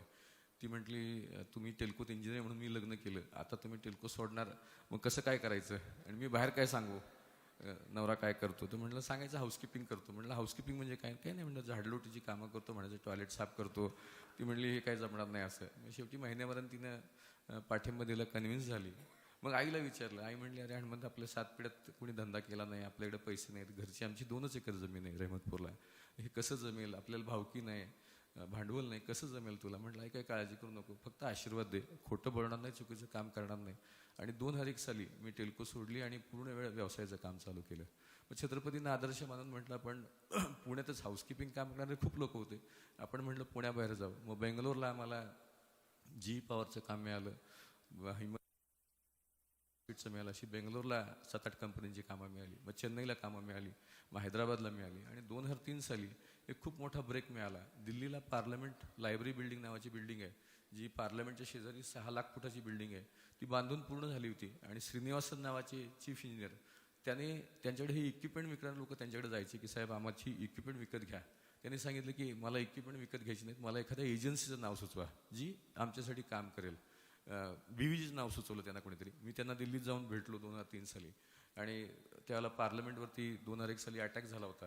त्यानंतर सिक्युरिटी खूप टाईट झाली होती. ते म्हणजे मला सिक्युरिटीने फक्त 6 महिन्यासाठी ही परमिशन दिलेली आहे आउटसोर्सिंगची, तुम्ही चांगलं काम केलं तर आम्ही तुम्हाला काम वाढवून देऊ, नाही तर काढून टाकू. 2 कोटी रुपये आमचा टर्नओव्हर होता त्यावेळेला वर्षाचा, आणि 15 लाख रुपये प्रॉफिट असायचा, 15-16 लाख रुपये वर्षाचा. 40 लाखाची इन्व्हेस्टमेंट करायची होती त्या इक्विपमेंटमध्ये, जो 2 वर्षाचा प्रॉफिट त्याच्यामध्ये घालायचा होता. पण मी कायम विचार करायचो, ज्यावेळेला हे हाऊसकीपिंगचं काम चालू केलं त्यावेळेला कायम विचार करायचो की दिल्लीमध्ये पार्लमेंट असतं, राष्ट्रपती भवन पण आहे, असं आपल्याला जर काम मिळालं तर लोक रिस्पेक्ट देतील, लोक समाजामध्ये हाऊसकीपिंगच्या धंद्याला देखील रिस्पेक्ट देईल की हे लोक हे का करतात. आणि मित्रांनो, एखादी गोष्ट ठरवली आणि ती झाली नाही असं माझ्या आयुष्यात कधी झालं नाही. फक्त तुम्ही किती तीव्रतेने त्या गोष्टीचा विचार करता, ध्यास घेता, त्याच्यावरती त्या गोष्टी घडणं किंवा न घडणं अवलंबून असतं. काही गोष्टी त्या दिवशी घडतात, काही गोष्टी 3 वर्षात घडतात, पण घडत नाही असं कधी होत नाही. ज्यावेळेला ही संधी आली त्यावेळेला मी म्हटलं आपण 2 वर्ष हाच विचार करतोय की दिल्लीला पार्लमेंटचं काम मिळालं तर किती भारी होईल. म्हटलं आपण हे घेऊया. आणि माझ्या टीमवरती पूर्ण विश्वास होता की टीम चांगलं काम करेल. आणि आम्हाला ते 6 महिन्यासाठी काम मिळालं, आम्ही ते चांगलं केलं. मग त्यांनी एक्सटेंड केलं, 1 वर्षासाठी वाढवलं. मग 2004 साली आम्हाला मुख्य पार्लमेंटचं काम मिळालं. लोकसभा चेंबर, राज्यसभा चेंबर आणि सेंट्रल हॉल हे म्हणले तुम्ही करायचे नाहीत, बाहेरचं काम सगळं करायचं. माझ्या सगळ्या टीमनी अख्खं पार्लमेंट धुवून घेतलं. अक्षरशः हाय प्रेशर जेटने पार्लमेंट धुवून घेतलं. लाल जो दगड होता, काळा पडला होता, तो पूर्ण लाल झाला. लोक प्रश्न विचारायला लागले की बाहर इतना चकाचक है और अंदर सब गंदा है, ऐसा क्यों? तो बोले बाहर पूना की बीवीजी करके कंपनी काम करती है, अंदर परमनंट लोग काम करते हैं. ते म्हणले अंदर बाहर कुछ नाही, पूरा काम बीवीजी को देतो. मग सगळं काम पार्लमेंटचं बीवीजीला मिळालं. मग आदरणीय प्रधानमंत्र्यांच्या घरी 2 दिवसात ट्रायलचं काम मिळालं, ते चांगलं केलं. मग 2 महिन्याचं मिळालं आणि आज तागायत चालू आहे. म्हणजे मला सांगायला आनंद वाटतो की आज आदरणीय पंतप्रधानांच्या घरामध्ये 110 लोक बीवीजीचे काम करतात, संपूर्ण प्राईम मिनिस्टरांच्या घरामध्ये. तसंच मग आदरणीय पंतप्रधानांच्या ऑफिसचं काम मिळालं, मग राष्ट्रपती भवनचं काम मिळालं, मग सुप्रीम कोर्टचं काम मिळालं, मग finance ministry, external affairs ministry. दिल्लीमध्येच आता माझ्या जे आम्ही दिल्लीतलं पार्लमेंटचं काम 30 लोकांनी चालू केलं होतं, ती केवळ गुणवत्ता, कामाची क्वालिटी याच्यामुळे आता जवळपास दिल्लीमध्ये 9,000 लोक काम करतात. टाटा मोटर्सनी 2004 साली सांगितलं की विचारलं बोरवणकर साहेबांनी की तुम्ही जमशेदपूरला जाऊन काम कराल का? मी म्हटलं की साहेब जमशेदपूर बिहारमधनं लोक इकडे कामाला येतात, आपण तिकडे येऊन कसं करायचं? नाही म्हटलं त्यांना शिस्त आणि प्रोसेस सिस्टीम नाही आहे, तुम्ही ट्रेनिंग द्या आणि चांगलं काम द्या. मग आम्ही टाटा मोटर्स जमशेदपूरला काम चालू केलं, रुद्रपूरला चालू केलं, सिंगूरला चालू केलं. अशा अनेक ठिकाणी टाटा मोटर्सच्या प्लांट्समध्ये आम्ही काम करतो. वोक्सवॅगनमध्ये काम करतो, फियाटमध्ये काम करतो, मर्सिडीज बेंझमध्ये काम करतो, हुंडाईमध्ये काम करतो. शिर्डी देवस्थानचं काम 2001 सालापासून आम्ही करतो. तिरुपतीचं काम आम्ही करतो. सिद्धिविनायक देवळाचं काम बीवीजीकडे आहे. त्र्यंबकेश्वर आहे, भीमाशंकर आहे, नंतर सोमनाथ देऊळ जे आहे गुजरातमध्ये ते सगळं बीवीजीकडे आहे. द्वारका अख्खं गाव बीवीजीकडे आहे. अमृतसरचं गोल्डन टेम्पल देखील बीवीजी करते. मागच्या वर्षापासून ताजमहालचं काम देखील बीवीजीला मिळालं आहे. नंतर दिल्लीचा लाल किल्ला बीवीजीकडे आहे. अशा अनेक ह्या जिथं टुरिस्ट अट्रॅक्शन प्लेसेस आहेत तिथं बीवीजी काम करते. 11 एअरपोर्टवरती बीवीजी काम करते. 11 एअरपोर्टचा मेंटेनन्स जे पुणे एअरपोर्ट आहे, मुंबई एअरपोर्ट आहे, चेन्नई एअरपोर्ट आहे, नागपूर, अहमदाबाद, लखनौ अशा भारतातल्या 11 एअरपोर्टचं काम बीवीजीकडे आहे. नंतर Bangalore metro, Chennai metro, Hyderabad metro ह्या तिन्ही मेट्रो त्याच्यामध्ये तिकीट काढण्यापासून इलेक्ट्रिकल मेंटेनन्सपासनं सगळा कम्प्लीट कॉम्प्रिहेन्सिव्ह मेंटेनन्स ह्या सर्व्हिसेसचा मेट्रोचा आम्ही करतो. 5 वर्षापूर्वी महाराष्ट्रामध्ये इमर्जन्सी मेडिकलचं 108 नंबर बहुतेकांना माहिती असेल.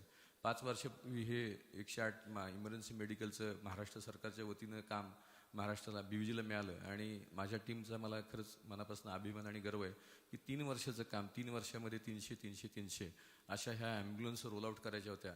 माझ्या टीमने हे सगळं काम फक्त 5 महिन्यामध्ये संपूर्ण महाराष्ट्रात पूर्ण केलं आणि त्याचा इतका प्रचंड लोकांना फायदा होतोय की आज महाराष्ट्रात जवळपास 35-36 लाख लोकांना यात महाराष्ट्रात मदत झाली. रोज 4 ते 5 हजार लोकांना यात मदत होते. तुम्ही कुठेही ॲक्सिडेंट झाला, हार्ट अटॅक आला, पोटात दुखतंय, छातीत दुखतंय, काही तुम्हाला हेल्थ रिलेटेड काही झालं तर तुम्ही 108 नंबरला फोन करा. तुम्हाला ती ॲम्ब्युलन्स आमची 10 मिनटामध्ये 10-15 मिनटामध्ये जागेवर होती. त्याच्यामध्ये डॉक्टर आहे ॲम्ब्युलन्समध्ये, नंतर लाईफ सेव्हिंग इक्विपमेंट्स आहेत सगळी, त्याच्यामध्ये डिफिब्रिलेटर आहे, व्हेंटिलेटर आहे, अशी सगळी यंत्रणा आहे. 80 प्रकारची औषधं आहेत ज्याच्यामध्ये प्राण वाचवला जाऊ शकतो आणि ह्याच्यामध्ये रोज 4 ते 5 हजार लोकांना मदत होते. आणि ह्याच्यात देखील आम्ही एक्सलन्स आणला की ह्याच्यामध्ये आम्ही असा एक डॅशबोर्ड तयार केला आहे की रिअल टाईममध्ये तुम्ही काय बोललात, आमचा डॉक्टर काय बोलला, सगळं रेकॉर्ड होतं आणि सगळं रेकॉर्ड ठेवलं जातं. फोन केला की 10 मिनटामध्ये गाडी जागेवर जाते, गाडी काय स्पीडनं गेली, काय पेशंटला ट्रीट केलं, रिअल टाईममध्ये आम्ही डॅशबोर्ड बनवलं. मी कुठलंही काम जे घ्यायचं ते एक्सेल करायचा प्रयत्न करायचा असं केलं आणि त्याच्यामुळे आता आम्हाला आंध्र प्रदेशचं काम मिळालं आहे, दिल्लीचं काम मिळालं आहे आणि जम्मू काश्मीरचं काम आम्ही आता 1 मार्चपासून चालू करतोय. याच्यामध्ये जवळपास 2300 ॲम्ब्युलन्स बीवीच्या होतील ज्या लोकांसाठी काम करतील. मध्य प्रदेशमध्ये आम्ही एक वेगळं काम करतो ज्याच्यामध्ये इमर्जन्सी पोलीस रिस्पॉन्स सर्व्हिसचं आम्ही काम करतो. तिथं 1000 पोलिसांच्या गाड्या ह्या बीवीच्या मालकीच्या आहेत. कॉल सेंटर बीवीचं आहे. कुठेही काही अप्रिय घटना घडली की तुम्ही पोलीस स्टेशनला जाता, तक्रार देतात, ते तक्रार देईपर्यंत 2-3 तास गेलेले असतात, तोपर्यंत ते चोर 100-150 किलोमीटर लांब गेलेले असतात. इथे मध्य प्रदेशमध्ये काहीही झालं की तुम्हाला 10 मिनटामध्ये गाडी जागेवर येते. तिथं ऑडिओ व्हिडिओ रेकॉर्डिंग आहे, ते रेकॉर्डिंग केलं जातं आणि तात्काळ त्या व्यक्तीवरती कारवाई केली जाते. त्यामुळे मध्य प्रदेशमध्ये गुन्ह्यांचं प्रमाण जवळपास आता 30 ते 40% कमी झालेलं आहे. महाराष्ट्राचं देखील तसं काम आता आम्हाला मिळालं आहे आणि महाराष्ट्राचं काम पुढच्या 1-3-4 महिन्यामध्ये चालू होईल ज्याच्यामध्ये इमर्जन्सी पोलीस रिस्पॉन्स सर्व्हिस याचं काम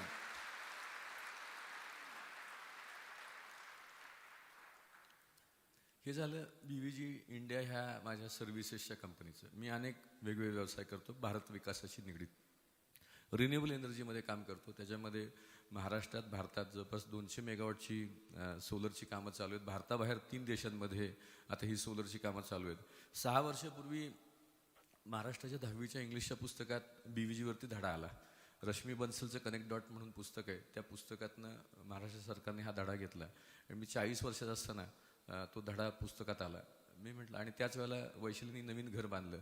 ते जवळपास 5-6 हजार फुटाचं घर, त्यात 6 बेडरूम. म्हटलं सगळं झालं, देवाने खूप दिलं आपल्याला. 20 वर्षापूर्वी आपल्याकडे काही नव्हतं, 20 वर्षात एवढं सगळं झालं. आता नेमकं आयुष्यात काय करायचं? तर म्हटलं शेतकऱ्यांसाठी काम करायचं, शेतकऱ्यांचे प्रश्न आहेत ते समजून घ्यायचे आणि त्याच्यावरती त्याला तोडगा कसा काढता येईल ह्याच्यावरती काम करायचं. मग शेतीचे प्रश्न काय आहेत? खर्च खूप वाढलेत. त्याच्यामध्ये अनेक तुम्हाला भुरी, डावण्या, मावा, व्हाईट फ्लाय, मिलीबग असे अनेक आजार येतात. अनेक आजारांना अनेक औषधं आहेत आणि त्याच्यामुळं शेतकरी मेटाकुटीला आला आहे. खर्च इतके वाढलेत की त्याला परवडत नाही. मग खर्च कसा कमी करता येईल? आणि कॅन्सरसारखे रोग, भयानक रोग प्रचंड वाढत आहेत. गावागावात कॅन्सर पेशंट यायला लागलेत. तर ती विषमुक्त शेती, निरोगी भारत, कमी खर्चाची आणि जास्त उत्पन्न देणारी अशी एक मी मुवमेंट, चळवळ अशी हातात घेतली आहे. त्याच्यामध्ये मागच्या 4 वर्षामध्ये अनेक उत्पादनं नवीन BVGने तयार केली आहेत.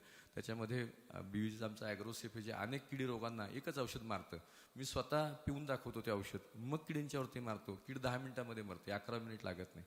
व्हायरल अटॅक आला असेल, बाकीचा काही प्रॉब्लेम असेल तर 24 तासामध्ये तो पपईचा किंवा मिरच्यांवरती येणारा चुरडामुरडासारखा रोग तो 24 तासामध्ये जातो. अशा अनेक, नंतर ॲग्रो मॅजिक आहे ज्याने पिकाची वाढ चांगली होते. मी अनेक लोकांना ह्याच्यामध्ये ट्रायल दिल्या. आमचे माजी कृषी मंत्री, त्यांना त्यांच्या शेतामध्ये ट्रायल दिली. त्यांना म्हटलं की साहेब हे आमचं औषध आम्ही वापरून तुमचं उत्पादन वाढवू शकतो. त्यांनी ट्रायल दिली. वांग्याचं उत्पादन 4 क्विंटलचं 10 क्विंटल झालं. साहेब म्हटलं की इतकं वाढत नाही, काहीतरी चुकलं आहे, अजून एक ट्रायल घ्या. मग केळीवरती ट्रायल दिली आम्ही. तिथं 30 टन आणि 55 टन असा फरक पडला. म्हणले खरंच फरक पडतोय, पण अजून एक ट्रायल द्या. मग अजून एक ट्रायल दिली आणि त्याच्यामध्ये 4 क्विंटल हरभरा ज्या पिकामध्ये आला तिथंच शेजारी 8 क्विंटल आला. मग नितीन गडकरी साहेबांना त्यांच्या शेतामध्ये ट्रायल दिली. तिथं त्यांच्या शेतामध्ये गव्हाचं उत्पन्न जिथं 7 क्विंटल होतं तिथं 16 क्विंटल झालं. 8 क्विंटलचं 17 क्विंटल झालं. जवळपास 100% वाढलं. नीती आयोगाचे व्हाईस चेअरमन राजीव कुमार साहेब आहेत. ते म्हटले की महाराष्ट्रात तुम्ही काम करताय, मला उत्तर प्रदेशमध्ये तुम्ही काम करून दाखवा. मग त्यांच्या शेतामध्ये ट्रायल दिली. जिथं त्यांना बटाट्याचं उत्पन्न 105 क्विंटल झालं होतं तिथं त्यांना 194 क्विंटल बटाटा झाला. आणि तिथं पेप्सी कंपनी बटाटे विकत घेते. एक ठराविक साईजच्या वरचे बटाटे पेप्सी कंपनी विकत घेते. मागच्या वर्षी त्यांनी 40% बटाटे विकत घेतले होते. ह्या वर्षी 85% बटाटे पेप्सीने विकत घेतले. म्हणजे नुसतं यील्ड 90% वाढलं नाही, यील्डची क्वालिटी देखील वाढली, दरही चांगला मिळाला. हळदीच्या शेतकऱ्यांना आमच्या जिथं 10 क्विंटल हळद होते तिथं 20 क्विंटल हळद झाली. आणि कर्क्युमिनचं प्रमाण हळदीचं त्याच्यावरती रेट ठरतो ते वाढल्यामुळे त्याला दरही 1.5 मिळाला. म्हणजे 80 रुपये किलोच्या ऐवजी 120 रुपये दर मिळाला. एका सीझनमध्ये शेतकऱ्याचं उत्पन्न तिप्पट झालं. असे अनेक ऊसाचे शेतकरी आहेत. तिथं 40 टन जिथं होतं उत्पन्न तिथं 60 टन झालं, 80 टन झालं. 80 टन जे होतं उत्पन्न ते 146 टनावर गेले. साहेब तुम्ही, आपण कारखान्याबरोबर मी सकाळी साहेबांना म्हटलं, ते आता नागपूरला गेले आज, पण म्हटलं की साहेब तुम्ही एक 500-1000 शेतकरी घ्या. माझा आग्रह नाही आहे की तुम्ही 100 एकर घ्या, म्हणजे प्रत्येकाचं 10-10 एकर घ्या. प्रत्येक शेतकऱ्याचं अर्धा एकर, 1 एकर क्षेत्र घ्या आणि त्याच्यामध्ये आम्ही तुम्हाला फरक करून दाखवू. त्याच्यामुळे रिकव्हरी वाढते, 1% रिकव्हरी वाढते. साखर कारखान्याची तुम्हाला 60 टन ऊस आला आणि 1% रिकव्हरी वाढली तर 600 किलो साखर एक्स्ट्रा झाली. कारखान्याचा 20,000 रुपये फायदा एक्स्ट्रा झाला. शेतकऱ्याचं टनेज वाढलं, शेतकऱ्याचा फायदा झाला.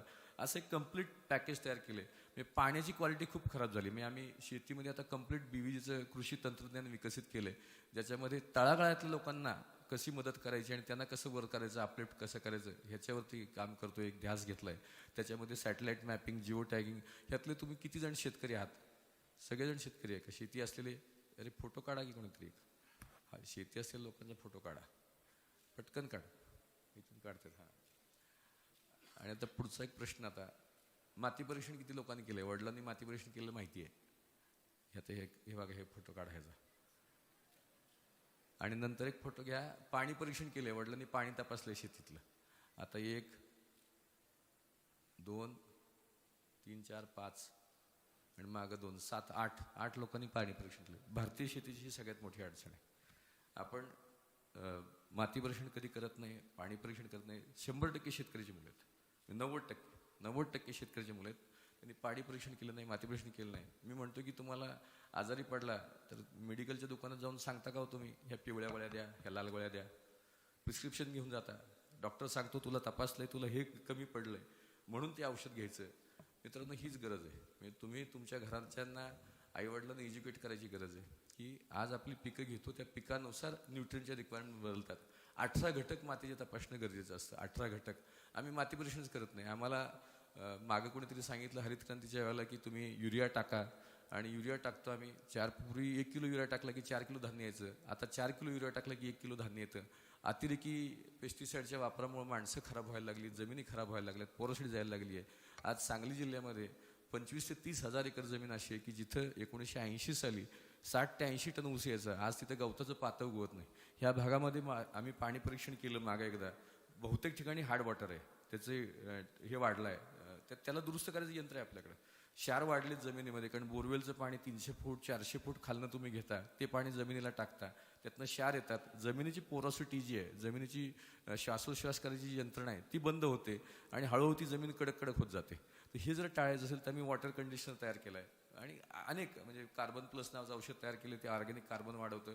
जिथं तुम्हाला 40 ते 60 टन शेणखत टाकायला लागतं, 60 ते 80 हजार शेणखत टाकायला लागतं, तिथं 6,000 रुपयात साहेब काम होतं. ऑर्गॅनिक कार्बन 0.3 असेल तर 0.6 होतो. ज्या शेतामध्ये ऊसाचं उत्पन्न ऑर्गॅनिक कार्बन 0.3 आहे, तिथं ऊसाचं उत्पन्न तुम्हाला 25 टनाच्या वरती कधीही जाऊ शकत नाही. तर 100 टन घ्यायचं असेल तर तुम्हाला 1.2 पर्यंत ऑर्गॅनिक कार्बन जायला लागतो. त्याला 1,00,000-1.5 लाखाची खतं टाकायला लागतात.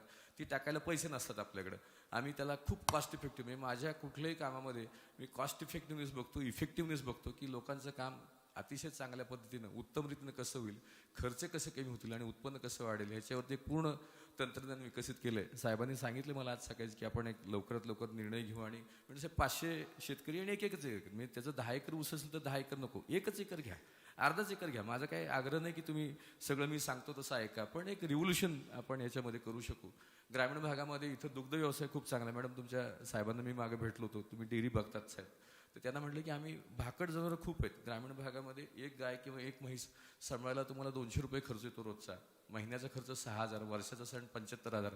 2 वर्ष तो माणूस शेतकरी आमचा आज न उद्या ती गाय दुभती होईल आणि दूध द्यायला लागेल ह्या आशेने 2 वर्ष सांभाळतो आणि त्याच्यावरती 1,00,000-1.5 लाखाचा खर्च करतो. डॉक्टरवरती 10-15 हजाराचा खर्च करतो आणि ती काही गाय दूध देत नाही, म्हैस दूध देत नाही. मग शेवटी तो विकून टाकतो कसायला. माझ्यावरनं येणं, पलटणं, उलटणं अनेक त्यात प्रकार आहेत. आम्ही बीवीजीने एक रज्जो नावाचं औषध तयार केलं आहे. आमचा पुढं 300 रुपयाला आम्ही देतो. 30 रुपये कंपनी त्यात कमवते आणि 300 रुपयाला शेतकऱ्याला एंड युजरला आम्ही देतो. आणि 60% जनावरं, 100 जनावरं आपण आपल्या संस्थेची काढली की ज्या विद्यार्थ्यांच्या जनावरं भाकड आहेत किंवा इन्फर्टाईल आहेत, अशी 100 जनावरं काढा. 60% जनावरं 3 महिन्यात कन्वर्ट नाही झाली, दुभती झाली तर पैसे देऊ नका. आणि खर्च मॅक्सिमम 1,000 रुपये येतो. म्हणजे जिथं 1.5 लाख रुपये खर्च जातो, शेतकऱ्याचा वेस्ट जातो, तिथं 1,000 रुपयेमध्ये आपण ते जनावर दुभतं करतो. 60%ची गॅरंटी देतो. दुभत्या जनावरांचं ज्याचं दूध आहे त्याचं दूध आपण 20% 3 महिन्यामध्ये वाढवतो. असं एक वेगळं धडपड करतो, वेगळी वाटचाल करतोय. आता सातारला मेगा फूड पार्क केलंय आणि मेगा फूड पार्कमध्ये सातारा, सांगली, कोल्हापूर ह्या 5-6 जिल्ह्यामध्ये जो शेतीमाल तयार होतो त्याच्यावरती प्रोसेसिंग करून ते जगभर पाठवायचं असं तो प्रकल्प उभा केला आहे. 150 कोटीची इन्व्हेस्टमेंट झाली आहे त्याच्यामध्ये. प्रकल्प चालू झाले, त्यात मसाले चालू केले, जॅम चालू केले, पाणी चालू केलं. तर पाणी सगळेच बनवतात, पण आम्ही अल्कलाईन पाणी चालू करतोय. म्हणजे आज जिथं सॉफ्टवेअर कंपन्या किंवा जिथं बैठे लोक असतात, पोटामध्ये आपल्या ॲसिडिटी होते आणि ॲसिडिटीमुळे बरेच आजार निर्माण होतात. तर तुम्ही अल्कलाईन पाणी पिलं तर हे तुमचे आजार बऱ्यापैकी दूर व्हायला मदत होते. आम्ही अल्कलाईन पाण्याचा भारतातला दुसरा प्रकल्प चालू करतो. म्हणजे नॉर्मल पाणी बाटली तर इथं आपण आहेत, सगळेच पाणी नॉर्मल बनवतात, त्याला काही 50-60 लाख रुपये इन्व्हेस्टमेंट असते, काही फार खर्च येत नाही. पण आम्ही अल्कलाईन पाणी, म्हणजे कुठलंही काम करताना ते वेगळं कसं होईल, उत्तम कसं होईल आणि सर्वोच्च कसं होईल ह्याच्या दृष्टीने आम्ही विचार करतो. आणि आता ह्याच्यामध्ये हेल्थकेअर सेक्टरमध्ये पण आम्ही आता काम करतोय. इथं कॅट्रॅक्ट झाला असेल तर तुम्हाला ऑपरेशन करायला लागतं. कॅट्रॅक्टचं तुम्हाला ऑपरेशन करून तुम्हाला खर्च येतो 30,000, 50,000. सरकारी हॉस्पिटलमध्ये कधी कधी मोफत होतं. तिथं डोळा जायची काही काही भीती असते. आमच्या संशोधकांनी औषध तयार केले, डोळ्यामध्ये ते थेंब टाकले, सकाळ संध्याकाळ 2-2 थेंब टाकले, आणि 15 ते 20 दिवसामध्ये कॅट्रॅक्ट विरघळून जातं. तुम्हाला काही त्रास होत नाही. 6 प्रकारच्या कॅन्सरवरती आम्ही औषध तयार केले. Breast cancer, blood cancer, pancreatic cancer, liver cancer, 6 प्रकारच्या कॅन्सरवरती हेल्थ सप्लिमेंट म्हणून औषध तयार केले. पण अतिशय रामबाण म्हणून चालतं येते. परवा चौगुले म्हणून तुम्हाला माहिती असेल, शामराव चौगुले, वाईन चॅम्पियन, नारायणगावला ज्यांची फॅक्टरी होती, खूप मोठा माणूस आहे. तर त्यांना मी त्यांचं रेकॉर्ड करून घेतलं म्हणून नॉर्मली नावं मी घेत नाही कोणाची, पण त्यांनी परवा मला प्रतिक्रिया दिली मी 21 डिसेंबरला माझी मोठी मुलगी आता अमेरिकेत जेनेटिक इंजिनिअरिंग करायला गेली 12वी नंतर, तर तिला भेटायला मी 21 डिसेंबरला गेलो आणि त्याला जायच्या आधी मी ह्या चौगुले साहेबांना आमचं बीवीजीचं औषध त्यांना देऊन गेलो आणि म्हटलं साहेब तुम्ही मला म्हटले औषध घ्यायचं नाही मला, कारण त्यांचं वय आता 82 वर्षे, म्हटले काय व्हायचं ते होते, देवावरती सोडून दिले. म्हटलं साहेब असं नाही, तुमचा अनुभव आमच्यासारख्याला महत्त्वाचा आहे, तर तुम्ही माझं औषध घ्या. आणि मी त्यांना 7 जानेवारीला परत भेटलो, तर मला म्हटलं ह्या औषधाचं तुम्ही नाव काय ठेवले? म्हटलं अजून ठेवलेलं नाही. म्हटले मग मिरॅकल नाव ठेवा तुम्ही ह्या औषधाचं. म्हटलं काय झालं साहेब? म्हटलं मला म्हटले जागेवरनं बसल्या जागेवरनं उठता येत नव्हतं, अशक्तपणा इतका होता, भूक लागत नव्हती, झोप येत नव्हती. मला म्हटली भूक व्यवस्थित लागतीये, झोप चांगली येते, पचतंय, सकाळी पोट चांगलं साफ होतंय. आणि आत्ता म्हटले मी 900 मीटर चालून आलोय, 15 दिवसामध्ये हनुमान तुझ्या औषधाचा हा फरक पडला, म्हणून त्याचं नाव तू मिरॅकल ठेव. आणि असं एक वेगळं म्हणजे ते आता सध्या अमेरिकन औषधाची ट्रीटमेंट घेत आहेत. 2-2 लाखाचं एक इंजेक्शन आहे, महिन्यातनं 2 वेळा इंजेक्शन घ्यायला लागतं, 15 दिवसात एकदा इंजेक्शन घ्यायला लागतं. आपलं हे 5-10 हजाराच्या वरती जाणार नाही आणि त्या अमेरिकन औषधामुळे त्यांना भूक लागत नाही. असे अनेक चमत्कारिक आजारांवरती रामबाण अशी औषधं म्हणता येत नाही. त्याला औषध म्हणायला लागलं तर मला अजून 5-7 वर्ष वेळ लागेल, पण हे 100% हर्बल आहे सर, 100% हर्बल आहे. आणि हे हेल्थ सप्लिमेंट म्हणून आम्ही आता आणतो. मी काल आदरणीय मुख्यमंत्र्यांना भेटून सांगितलं की सर मी 15,000 लोकांचं औषध मी तयार केले. ताई आपल्या ह्या भागामध्ये असे कोणी पेशंट असतील 6 प्रकारच्या कॅन्सरचे किंवा HIV मी औषध 1 महिन्याचं पाठवून देतो, फक्त रिपोर्ट द्यायचा आणि 1 महिन्यात त्या माणसाच्या औषध फरक पडला तर त्यांनी पैसे द्यायचे. म्हणजे असं काही पैशाच्या मागे मी काम करत नाही. मी कायम विचार करतो की भारताचा विकास झाला पाहिजे आणि बॉटम ऑफ द पिरॅमिड आणि त्याला अफोर्डेबल सस्टेनेबल कसं होईल ह्याच्यावरती कायम काम करतो. मित्रांनो उद्या तुम्हाला आयुष्यामध्ये मोठं व्हायचं, प्रत्येकालाच मोठं व्हायचं आहे, पण नुसतं मोठं व्हायचं म्हणून तुम्ही मोठं होणार नाही. तुमच्यामध्ये काय चांगलं आहे हे तुम्हाला ओळखता आलं पाहिजे आणि ते चांगल्यावरती काम करता आलं पाहिजे. मी 1-2 महिन्यापूर्वी मुंबईमध्ये अशाच एका नोकर भरती मेळाव्याला गेलो होतो आणि तिथं अशीच एक 2-3 मुलं होते आणि मला आयोजकांनी सांगितलं की ही मुलं काही डिप्लोमा होल्डर आहेत, काही प्लंबर आहेत, काही इलेक्ट्रिशियन आहेत, काही हे आहेत. मी प्रश्न विचारला स्टेजवरनं की तुम्हाला ह्यातल्या प्लंबरपैकी कुणाला वाटतं की तो चांगला प्लंबर आहे? त्यांनी हात वर केला. म्हटलं चांगल्या प्लंबरची डेफिनेशन म्हणजे टिपक पाणी गळतंय वॉशरमधनं आणि तो दुरुस्त करता आला पाहिजे, किंवा कन्सिल्ड पाईपलाईन कशी असते ते त्याला जमलं पाहिजे. एकाचं हातवर आलं नाही. म्हटलं चांगला इलेक्ट्रिशियन आहे का ह्याच्यामध्ये कोणी, ज्याला शॉर्ट सर्किट झालं तर कसं काढायचं ते कळतं, कुठं रिपेअर करायचं ते कळतं? एकाचं हातवर आलं नाही. सॉफ्टवेअर इंजिनियर कोणी आहे का की म्हटलं ज्याला काहीतरी नवीन आयडिया आहे आणि काहीतरी नवीन कोड लिहायला जमतो? एकाचाही हातवर आला नाही. म्हटलं बाबांनो तुम्ही मालक म्हणून बसलात तर तुम्ही स्वतःला कामाला घ्याल का? नुसतंच बरं असून जमणार नाही, नुसतंच चांगलं असून जमणार नाही. मुंबईमध्ये 500 पोलिसांची भरती होती आणि त्याला 5 लाख अर्ज आले. काय बेकारांची संख्या प्रचंड वाढते. ह्या संख्येला आपण काम करून जमणार नाही. आपल्याला स्किल आणायची गरज आहे, आपल्यामध्ये काहीतरी वेगळेपण ओळखायची गरज आहे आणि त्या वेगळेपणावरती प्रचंड काम करायची गरज आहे. आज TV पूर्वी आम्हाला एक निबंध असायचा, TV शाप का वरदान, आता ते इंटरनेट शाप का वरदान. तुमच्या हातामध्ये अख्खं जग आलंय, 3,000 रुपयात स्मार्टफोन मिळतोय आणि अख्खं जग तुमच्या हातात आलंय. डेटा फुकट झालाय, तुम्ही जगातली सगळी माहिती एका क्षणात मिळवू शकता. आता त्यातनं वेडवाकडं काही बघत बसायचं का आपलं ज्ञान वाढवणारं काही वाचायचं? ह्याच्यावरती अभ्यास करायची गरज आहे, ह्याच्यावरती काम करायची गरज आहे. आज सगळ्या आफ्रिकेमध्ये संधी आहेत, युरोपमध्ये संधी आहेत, अमेरिकेत संधी आहेत. आम्ही आता अमेरिकेत 3 कंपन्या चालू केल्यात. एक टेक्नॉलॉजी कंपनी आमच्या अमेरिकेत चालू केली आहे, ज्याच्यामध्ये कॉल सेंटर आणि त्याचं काम आम्ही करतोय. एक सर्व्हिसेसची कंपनी आम्ही चालू केली, ज्याच्यामध्ये हाऊसकीपिंग आणि तशा स्वरूपाचं काम चालू करतोय. आणि एक हेल्थकेअरची कंपनी चालू केली. अशा 3 कंपन्या आम्ही अमेरिकेत चालू केल्यात, ज्याच्यामध्ये भारताबाहेर आता जवळपास 10 देशांमध्ये काम करतोय. एक वेगळी वाटचाल. तर तुम्हाला माझी विनंती हीच राहील की स्वतःला अपग्रेड करा, रोज काहीतरी नवीन शिकायचा प्रयत्न करा. हे शिकायचं वय आहे, एनर्जीचं वय आहे, त्यातनं रोज नवीन काहीतरी शिकता आलं पाहिजे. नवीन एखादी भाषा शिकायचा प्रयत्न करा. इंग्लिश तर येतेच तुम्हाला सगळ्यांना, पण चायनीज शिका, फ्रेंच शिका, जर्मन शिका, स्पॅनिश शिका. ग्रुप करा आणि 4 जणांच्या ग्रुपमध्ये 4 वेगवेगळ्या भाषा शिका, जेणेकरून तुम्हाला उद्या जगाच्या पातळीवरती जेव्हा काम करायची वेळ येईल, संधी मिळेल, तेव्हा तुम्हाला एक वेगळं काम करता येईल. कारण भारत 2020 साली सगळ्यात तरुण देश असणार आहे, पण तो मला कायम काळजी वाटते की ही तुमच्यासारखी तरुणाई जर अशी भरकटत राहिली फेसबुक आणि व्हॉट्सअपच्या आणि त्या ह्याच्या मागं काही उपयोग नाही. आपलं अपग्रेडेशन करायची खूप प्रचंड गरज आहे. आणि आयुष्यामध्ये कम्पॅरिझन करू नका कोणाशी. म्हणजे मी माझ्या आयुष्याचा एक मूलमंत्र आहे की स्पर्धा कधी कुणाशी करायची नाही. म्हणजे मी स्वतः कुणाशी स्पर्धा करत नाही. मी गणिताचा पेपर 128 लिहितो, 128 पडले पाहिजेत. 4 मार्काचा लिहिला होता, 4च पडले होते. त्याला काय 13 लिहिलं 13च पडले, 40 लिहिला 40 पडले. तर तुम्ही स्पर्धा करू नका कोणाशी. स्पर्धा स्वतःशी केली पाहिजे. कारण ज्यावेळेला माझ्याकडे सायकलचं सीट कवर बदलायला पैसे नव्हते, त्यावेळेला ह्या जगामध्ये वॉरन बफे होते, बिल गेट्स होते, टाटा होते, अंबानी होते, आजही आहेत. आपल्या कामाने आपली उंची वाढली पाहिजे आणि कुणाला मोठं म्हणून. आणि ह्या आता इथं साहेब राजकारण खूप चांगलं करतात, पण तुमच्या आयुष्यामध्ये काम करताना ते पंतप्रधान कोण होतील, मुख्यमंत्री कोण होतील, ह्यात बाष्कळ चर्चेत वेळ घालवू नका. तुमच्या ह्याचा काही फरक पडत नाही. कोणी मुख्यमंत्री झाले, कोणी पंतप्रधान झाले, तुमच्या आयुष्यात काही फरक पडत नाही. तुमच्या आयुष्यात ज्याचे फरक पडेल ह्या तुमच्या शार्पन स्किल करायला तुम्ही काम करत जा. फालतू चर्चेत वेळ घालवू नका. स्वतःशी स्पर्धा करा स्वतः. आणि रोज मी एक स्वप्न बाळगले की पुढच्या 12 वर्षामध्ये 10 कोटी लोकांच्या आयुष्यामध्ये परिवर्तन करायला मदत करायची. 10 कोटी लोकांच्या आयुष्यामध्ये परिवर्तन करायला मदत करायची. ज्याच्यामध्ये स्वामी विवेकानंदांनी कुठेतरी म्हटलं होतं की मला 100 युवकांची गरज आहे. मी त्यातला स्वतःला एक समजतो आणि जमेल तेवढं झेपेल तेवढं काम प्रामाणिकपणे करायचा प्रयत्न करतो. कुणावरती कधी टीका करत नाही, कुणाला कधी बोलत नाही. मला काय जमतं, मी काय करू शकतो ह्याच्यावरती भर देतो. माझी तुम्हाला उद्याच्या उज्ज्वल भविष्यासाठी तुम्हाला लाख लाख शुभेच्छा. पण ते करत असताना तुम्ही जेव्हा मोठं व्हाल तेव्हा तुम्ही तुमच्या आजूबाजूच्या ॲटलिस्ट 10 लोकांना तरी मोठं करा.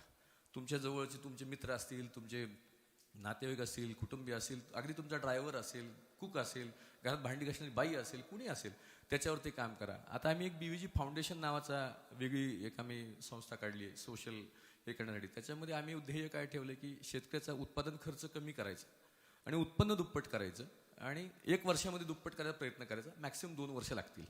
ते एक चळवळ घेतली आहे. विषमुक्त माल शेतकऱ्यांना ग्राहकांपर्यंत पोचवायचा. तो जागतिक बाजारपेठ. आज भारतीय शेतीमाल जागतिक बाजारपेठेमध्ये कोणी घेत नाही का, तर इतका प्रचंड रेस्ट्रिक्टिव्ह असतो. म्हणजे लिमिटेड प्रमाण जर 10 ppm असेल अलाउड, तर आपल्याकडे 1000 ppm त्या भाज्यांवरती कंटेंट सापडतात. कोण खाणार भारताबाहेर त्या भाज्यांवर विष? हे विष ज्याने कॅन्सर होतो. तर विषमुक्त माल आपण जर तयार केला आणि तो जगभर विकला तर त्याला जगात आपल्याला मागणी राहील. तर त्या दृष्टीने मी काम करतोय. नंतर तुमच्यासाठी आता तुम्ही तर ऑलरेडी इंजिनियर झालात, डिप्लोमा झालात, काही शिकतायत, शाळेतली मुलं असेल तर त्यासाठी करिअर काउन्सिलिंगची एक टेस्ट असते. तिला मुंबईमध्ये 2 ते 3 लाख रुपये घेतात. आम्ही ती टेस्ट 1500 रुपयात घेतो. म्हणजे त्या मुलाला नेमकं काय जमतं, कारण त्याचा कोणीतरी मित्र सॉफ्टवेअर इंजिनियर झाला असतो, त्याचा कोणीतरी डॉक्टर झालेला असतो. ते ट्रॅडिशनल वेनीच आपण विचार करतो, पण त्याचं मेंटल ॲनालिसिस करून त्याला नेमकं काय जमू शकतं ह्याच्यावरती आपल्याला सांगता येतं की तुझं ॲनालिटिकल माइंड चांगलं आहे, तू चांगला आर्किटेक्ट होऊ शकतो, तू चांगला इंजिनियर होऊ शकतो, तुला काय चांगलं जमू शकतं. हे जर कन्फ्यूज मुलं असतील तर त्यांना आपल्याला ती टेस्ट जी 3 लाखाची मुंबईत घेतात ती आपण म्हणजे इथं संस्थेसाठी आपण 1000 रुपयातच उपलब्ध करून देऊ. जी 9वी 10वीतली मुलं असतील त्यांना आपल्याला ही टेस्ट घेऊन नेमकं काय चांगलं जमू शकतं ह्याच्यावरती काम करता येईल. शेतकऱ्यांसाठी वेगवेगळ्या स्कीम आहेत सरकारच्या. किती स्कीम आहेत? चांगल्या लोकांना विचारतं 5च्या वरती आठवत नाहीत. अशा जवळपास 371 स्कीम आहेत. त्याची आम्ही लिस्ट काढली आहे आणि ती माहिती शेतकऱ्यांना आम्ही त्यांच्यापर्यंत जाऊन देतोय. आणि अनेक हेल्थकेअरमध्ये काम करतोय, अशा अनेक क्षेत्रामध्ये काम करायचा प्रयत्न करतोय, धडपड करतोय. आणि भारताबाहेर आता 8 देशात चालू केलंय. पुढच्या 12 वर्षामध्ये भारताबाहेर माझा प्रयत्न आहे की ब्रिटिश 16व्या शतकात भारतात आले. मित्रांनो, कधी त्यांच्या अँगलने विचार केलाय का? आपण छत्रपतींनी खूप चांगली लढाई केली, त्यांना थोपवून धरलं, त्यांना मानाचा मुजरा करायला लावला, सगळं झालं. पण एक त्यांच्या अँगलने विचार करा की अनोळखी प्रांत जिथं जायला जहाजाने 3 महिने लागतात, जहाज बुडेल जगेल माहीत नाही, जहाजाची दिशा, हवेची दिशा तुम्हाला कळत नाही, की आज तुम्ही गाडी चालवली, उजवीकडे वळली, उजवीकडे वळते, डावीकडे वळली, डावीकडे वळते. शिडाच्या जहाजामध्ये जेव्हा हवा भरून जहाजं पुढे यायची त्यावेळेला ते जहाजाला असं कधी नसायचं की आता चला इकडे जायचं तर वारा असं मागणं पुढं आलं की जहाज पुढे गेलं. वारं उलटं असतं, जहाज पुढे न्यायचं असतं. मी माझ्या नेव्हीतल्या मित्राला विचारलं, बाबा हे कसं करायचं? ते म्हटलं तिरकं जाऊन करायचं. असं तिरकं येऊन अख्ख्या आफ्रिकेला वळसा घालून ते भारतात येऊन 200 वर्ष राहिले. इथं भाषा शिकले, इथं प्रांत शिकले. किती कठीण जग होतं त्यावेळेला. त्या काळामध्ये 100 देशामध्ये ब्रिटिश राज्य करत होते. आज तुमच्या हातात सगळं जग आहे, हातात जग आहे. अमेरिकेतलं न्यूयॉर्कचं टेम्परेचर इथं कळतंय. 24 तासात जगात कुठूनही कुठं जाता येते. ह्या काळामध्ये आपण जर आपली मानसिकता बदलली नाही की मला बाहेर पडायचंय, मला मोठं व्हायचंय आणि ते मोठं व्हायला मलाच काम करायला लागेल, दुसरे कोणी काम करून जमणार नाही, तर काही उपयोग नाही. तर ब्रिटिशांचा देखील आदर्श घ्यायची गरज आहे, शिकायची गरज आहे की त्यांनी कशा सिस्टीम्स तयार केल्या, कशा प्रोसेसेस बांधल्या, कशा पद्धतीनं राज्य चालवलं. आणि कारण आमच्याकडं सातारची गादी, त्याचे आमचे इंदोरचे सरदार, ग्वाल्हेरचे सरदार, हे सगळे सातारच्या गादीचे हे होते. नंतर ते स्वतंत्र राज्य झाले.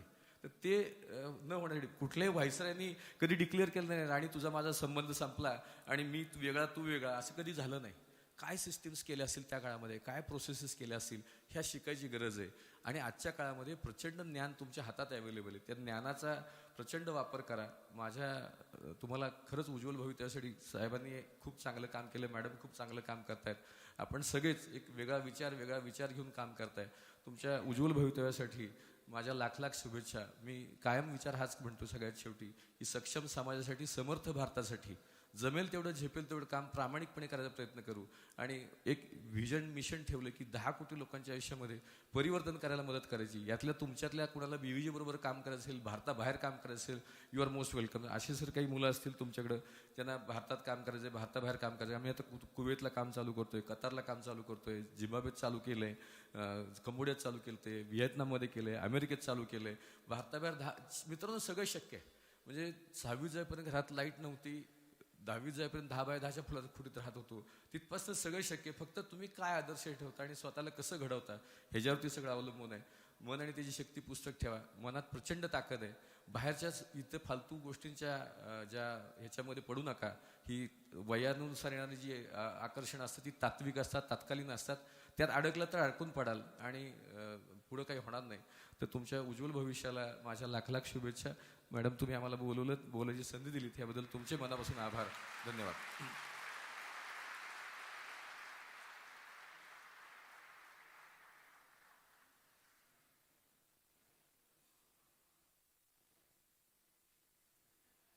धन्यवाद साहेब. आपल्या जीवनाचा मौलिक ठेवा सर्व नवयुवकांपुढे आपण ठेवला, ज्याच्यातून नक्कीच सर्वांना प्रेरणा मिळणार आहे. काही निवडक प्रश्नोत्तर आपण करणार आहोत. काही विद्यार्थ्यांना, अगदी 5च विद्यार्थ्यांनी प्रातिनिधिक स्वरूपामध्ये प्रश्न गायकवाड सरांना विचारायचे आहेत. Mike please.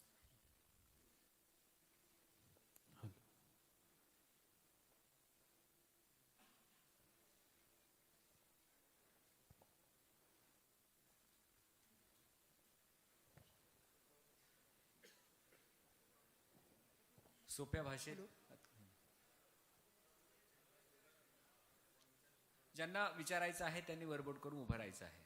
नमस्कार सर, माझं नाव अभिषेक कडू. प्रश्नाऐवजी मला सांगावंच वाटतंय. त्याची पार्श्वभूमी अशी की शिर्डीजवळ साकुरी गावात BVG फाउंडेशनने मला वाटतं तिथल्या मंदिर संस्थांची जमिनीबद्दल ते काम करायला घेतलंय. तिथेच आपली भेट झाली होती. तर मला असं वाटतं की अशा जे मंदिर ट्रस्ट आहेत त्यांच्या खूप साऱ्या जमिनी आज पडून आहेत. तर त्याच्या परिसरातले जे अल्पभूधारक शेतकरी आहेत त्यांना जर आपण ॲज अन एम्प्लॉई म्हणून त्या शेतात जर काम करण्याची संधी दिली, आणि फक्त अल्पभूधारक शेतकऱ्यांना, कारण अल्पभूधारक शेतकऱ्यांचा जर विचार केला तर त्यांची परिस्थिती खूपच वाईट आहे. म्हणजे अवघड जागेचं दुखणं म्हणता येईल अशी काहीतरी. तर जसं काम तुम्ही साकुरीत चालू केलं आहे तसंच काम अजूनही मंदिर संस्थांच्या ज्या खूप साऱ्या जमिनी आज पडून आहेत तिथे जर चालू केलं BVG फाउंडेशनने तर अल्पभूधारक शेतकऱ्यांसाठी तर खूप चांगलं होईल असं मला वाटतं. थँक्यू. अजून एक सांगायचं राहिलं मगाशी की जेव्हा सुरुवात झाली त्यावेळेला सुरुवातीच्या काळामध्ये अपमान प्रचंड व्हायचे. म्हणजे माझ्या कार्डावरती लिहिलं नव्हतं अमक्या टमक्याचा मुलगा, कुणाकडे भेटायला गेलं की ते सकाळी बोलवलं तर संध्याकाळपर्यंत बाहेर बसवून ठेवायचे. तेव्हा कायम स्वतःला मनाला बजवायचं, जेव्हा तुमचं उद्या अशी कधी वेळ आली की आज ह्याने मला ओळखलं नाही आहे, ओळखलं की डोक्यावर घेतील. काचेतलं हिऱ्यातलं अंतर लक्षात ठेवायचं की तुमचं काचेचा ग्लास फुटला तर आपण लगेच झाडून लोटून काढतो, हिऱ्याची अंगठी पडली तर आपण हुडकत बसतो. तर आपण स्वतः हिरा आहोत, पण जोपर्यंत समोरच्याला कळणार नाही तोपर्यंत काचच समजणार तो. तर स्वतःला ते बजवत ठेवायचं. आणि ज्या दिवशी लोकांना महत्त्व कळतं ते कामाने कळतं, ते असं कोणून हे करून करत नाही. मग लोक म्हणजे ज्या IAS ऑफिसरने मला दिवस बाहेर बसवलं ते IAS ऑफिसर तर 3-3 महिने माझी वाट बघत असतात की हनुमंत कधी मुंबईला येतो, कधी दिल्लीला येतो. मी म्हणतो आता मला साहेब जेव्हा भेटायला वेळ असेल तेव्हा मी येईन, कारण माझं कामच मला मोठं करायचं आहे आणि कामानेच मोठं होता येतं.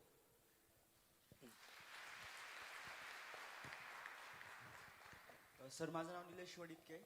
सर्वात प्रथम तर सर मी सर्व विद्यार्थ्यांच्या वतीने आपले अतिशय मनपूर्वक अभिनंदन करतो.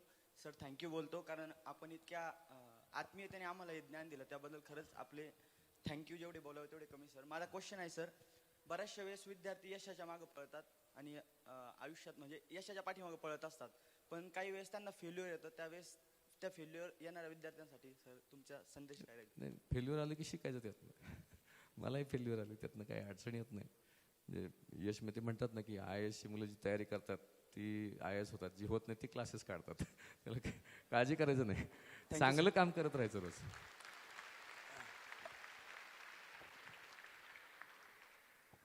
नमस्कार सर, मी ईश्वर जाधव. सगळ्यात आधी तर तुम्हाला सलाम आहे की तुम्ही आमच्या इंजिनियर जातीच्या मुलांना ते एक आदर्श आहात की एक इंजिनियर ऑलराऊंडर कसा असतो की इंजिनियर टेक्निकल फील्डमधून शिक्षण घेणं आणि ऑलराऊंड फील्डमध्ये काम करणं, यासाठी तुम्ही एक आमच्यासाठी खूप चांगला आदर्श आहे. त्यासाठी तुम्हाला खरंच सलाम. आणि माझा क्वेश्चन असा आहे की तुम्हाला असं कधी वाटलं नाही की आपण टेक्निकल फील्डमध्ये एज्युकेशन घेतलंय आणि आपण जे फील्डमध्ये काम करतो म्हणजे ॲग्रिकल्चर असेल किंवा हेल्थ केअर असेल, ते आपण कोणतं काम करतो की आपण सगळ्यांचा हाच क्वेश्चन असतो की मी टेक्निकल पर्सन आहे तर मी टेक्निकलच काम करावं, मी त्याच्यातच जॉब करावं किंवा त्याच्यातच काहीतरी उद्योगधंदा चालू करावा, बाकीचा कोणी विचारच करत नाही. आणि तुम्ही तो केला तर तुम्हाला असं कधी वाटलं नाही की आपण टेक्निकल फील्डमध्ये मग आपण ते सोडून हे दुसरं का करतो, ते का करतो? टेक्निकल पण काम करतो दादा. मला काही येत नाही. आमचे संभाजीराव गायकवाड शेती शिकवतात मला. शिकणारे जे तज्ज्ञ लोक आहेत त्यांच्या मार्गदर्शनाखाली काम करायचं. जॅक होतो मी, मला स्वतःला काही फार येत नाही, पण टीम चांगली आहे माझ्याकडे जी एक्सपर्ट आहे. औषध बनवणार मला काही औषध बनवता येत नाही, पण बनवणारी टीम आहे. ती मी सर्वसामान्य लोकांना परवडेल कसं अशा दिशेने मी ते विचार करतो. त्यामुळे कॉमन सेन्स सगळ्यात महत्त्वाचा आयुष्यामध्ये. म्हणजे ज्यात आनंद मिळतो ते काम केलं पाहिजे. मला ह्या सगळ्यात आनंद मिळतो, लोकांची सेवा करायला आनंद मिळतो, म्हणून मी ते काम करतो. तुला टेक्निकल काम करून एखादं रिसर्च करून आनंद मिळतं ते काम करायचं. आनंद ज्यात मिळेल ना मनापासून ते काम करायचं. कुणाला कोण काय सांगतं, मी काय मला काय जमलं ते तू करायचा प्रयत्न नाही करायचा. प्रत्येकजण युनिक आहे. 700 कोटी लोकांमध्ये इथं बसलेलं एकही माणूस एकसारखा नाही आहे. देवानं प्रत्येकाला वेगळं निर्माण केलं. प्रत्येकजण युनिक आहे आणि आयुष्य खूप लहान आहे. त्या आयुष्यामध्ये कधी वेगळं काम करायला प्रयत्न करायचा, ह्याच्यावरती काही भर द्यायचा. त्यामुळे आनंद मिळेल ते काम कर.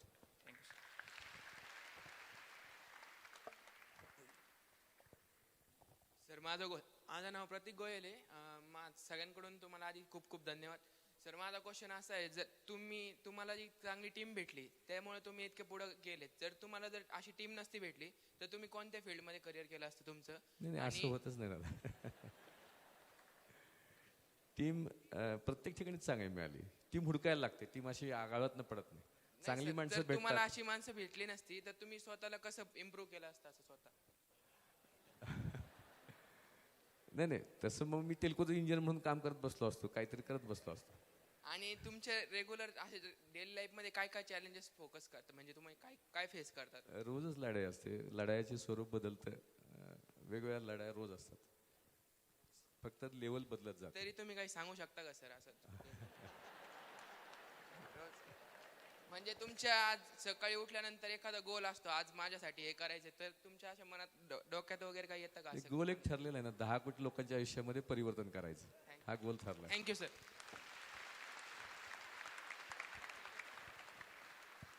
Last question. हॅलो, नमस्कार सर. माझं नाव ईश्वर गवंदे. मी तुम्हाला 1-2 वर्षापूर्वी राजुरीला गणेश डेअरीमध्ये पाहिलं होतं. तुमचं व्याख्यान होतं तिथे शेतकऱ्यांच्या संदर्भात.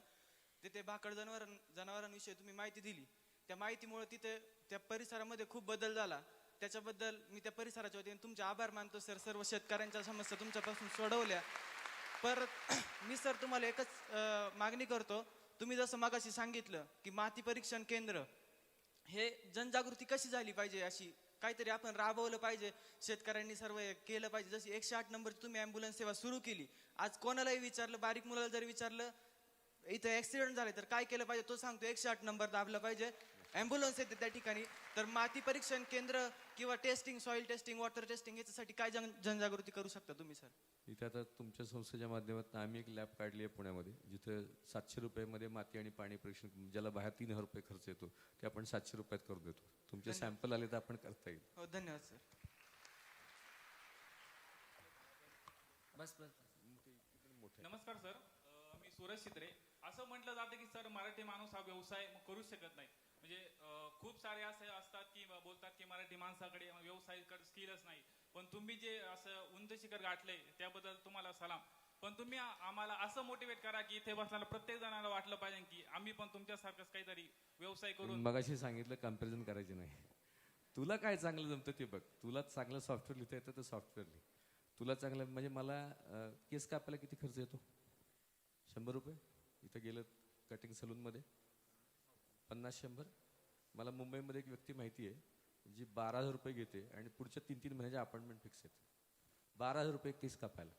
कुठलंही काम करायचं, लाज वाटायची नाही. महाराष्ट्रामध्ये फक्त 30% मराठी माणसाचे व्यवसाय आहेत आणि बाकी ते सगळे ऑर्डर करतात. मग आता ह्या मॅडमने कार्यक्रम घेतलाय, तुमच्यातले काही 10-100 लोक झाले तर मला आनंद आहे ना.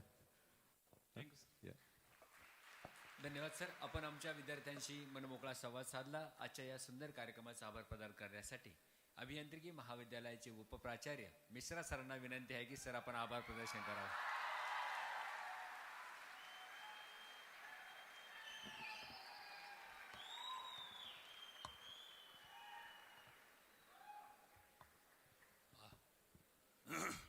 आभार प्रदर्शन के समय में कोई बैठता नहीं है, लेकिन आज बैठना पड़ेगा. गायकवाड़ साहब, आज अमेरिका के शिकागो शहर से सैम पैत्रा जी गांधी दर्शन में अपना विश्वास व्यक्त किए हैं और गांधी दर्शन को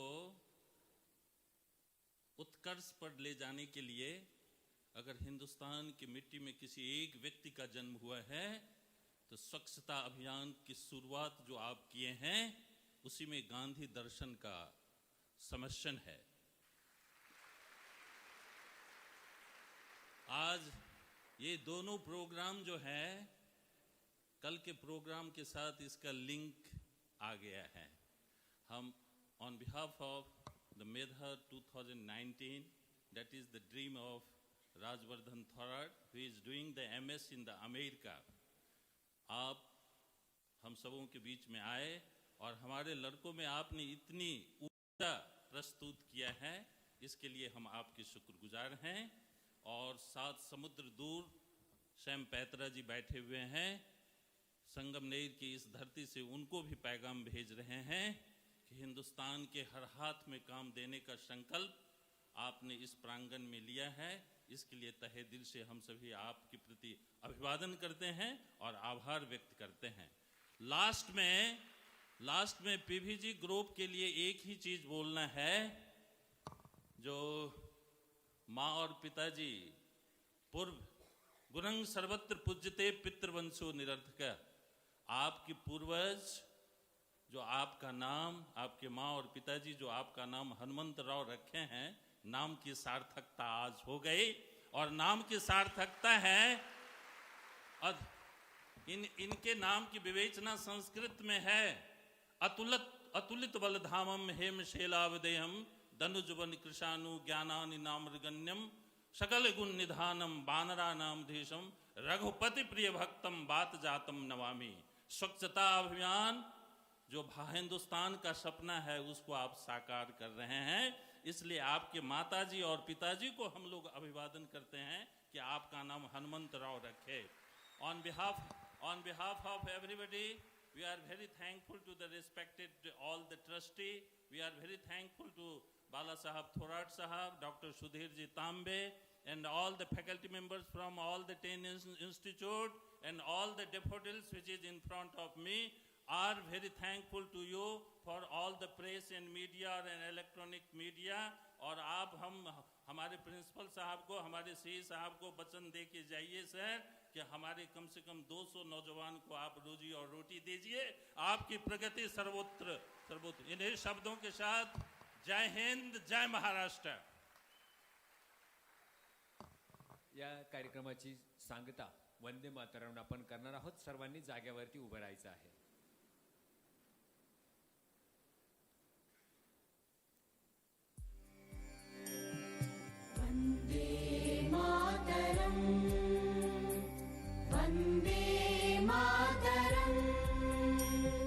सुजलां सुफलां मलयज शीतलां सस्यश्यामलां मातरं वन्दे मातरम्. शुभ्रज्योत्स्ना पुलकितयामिनी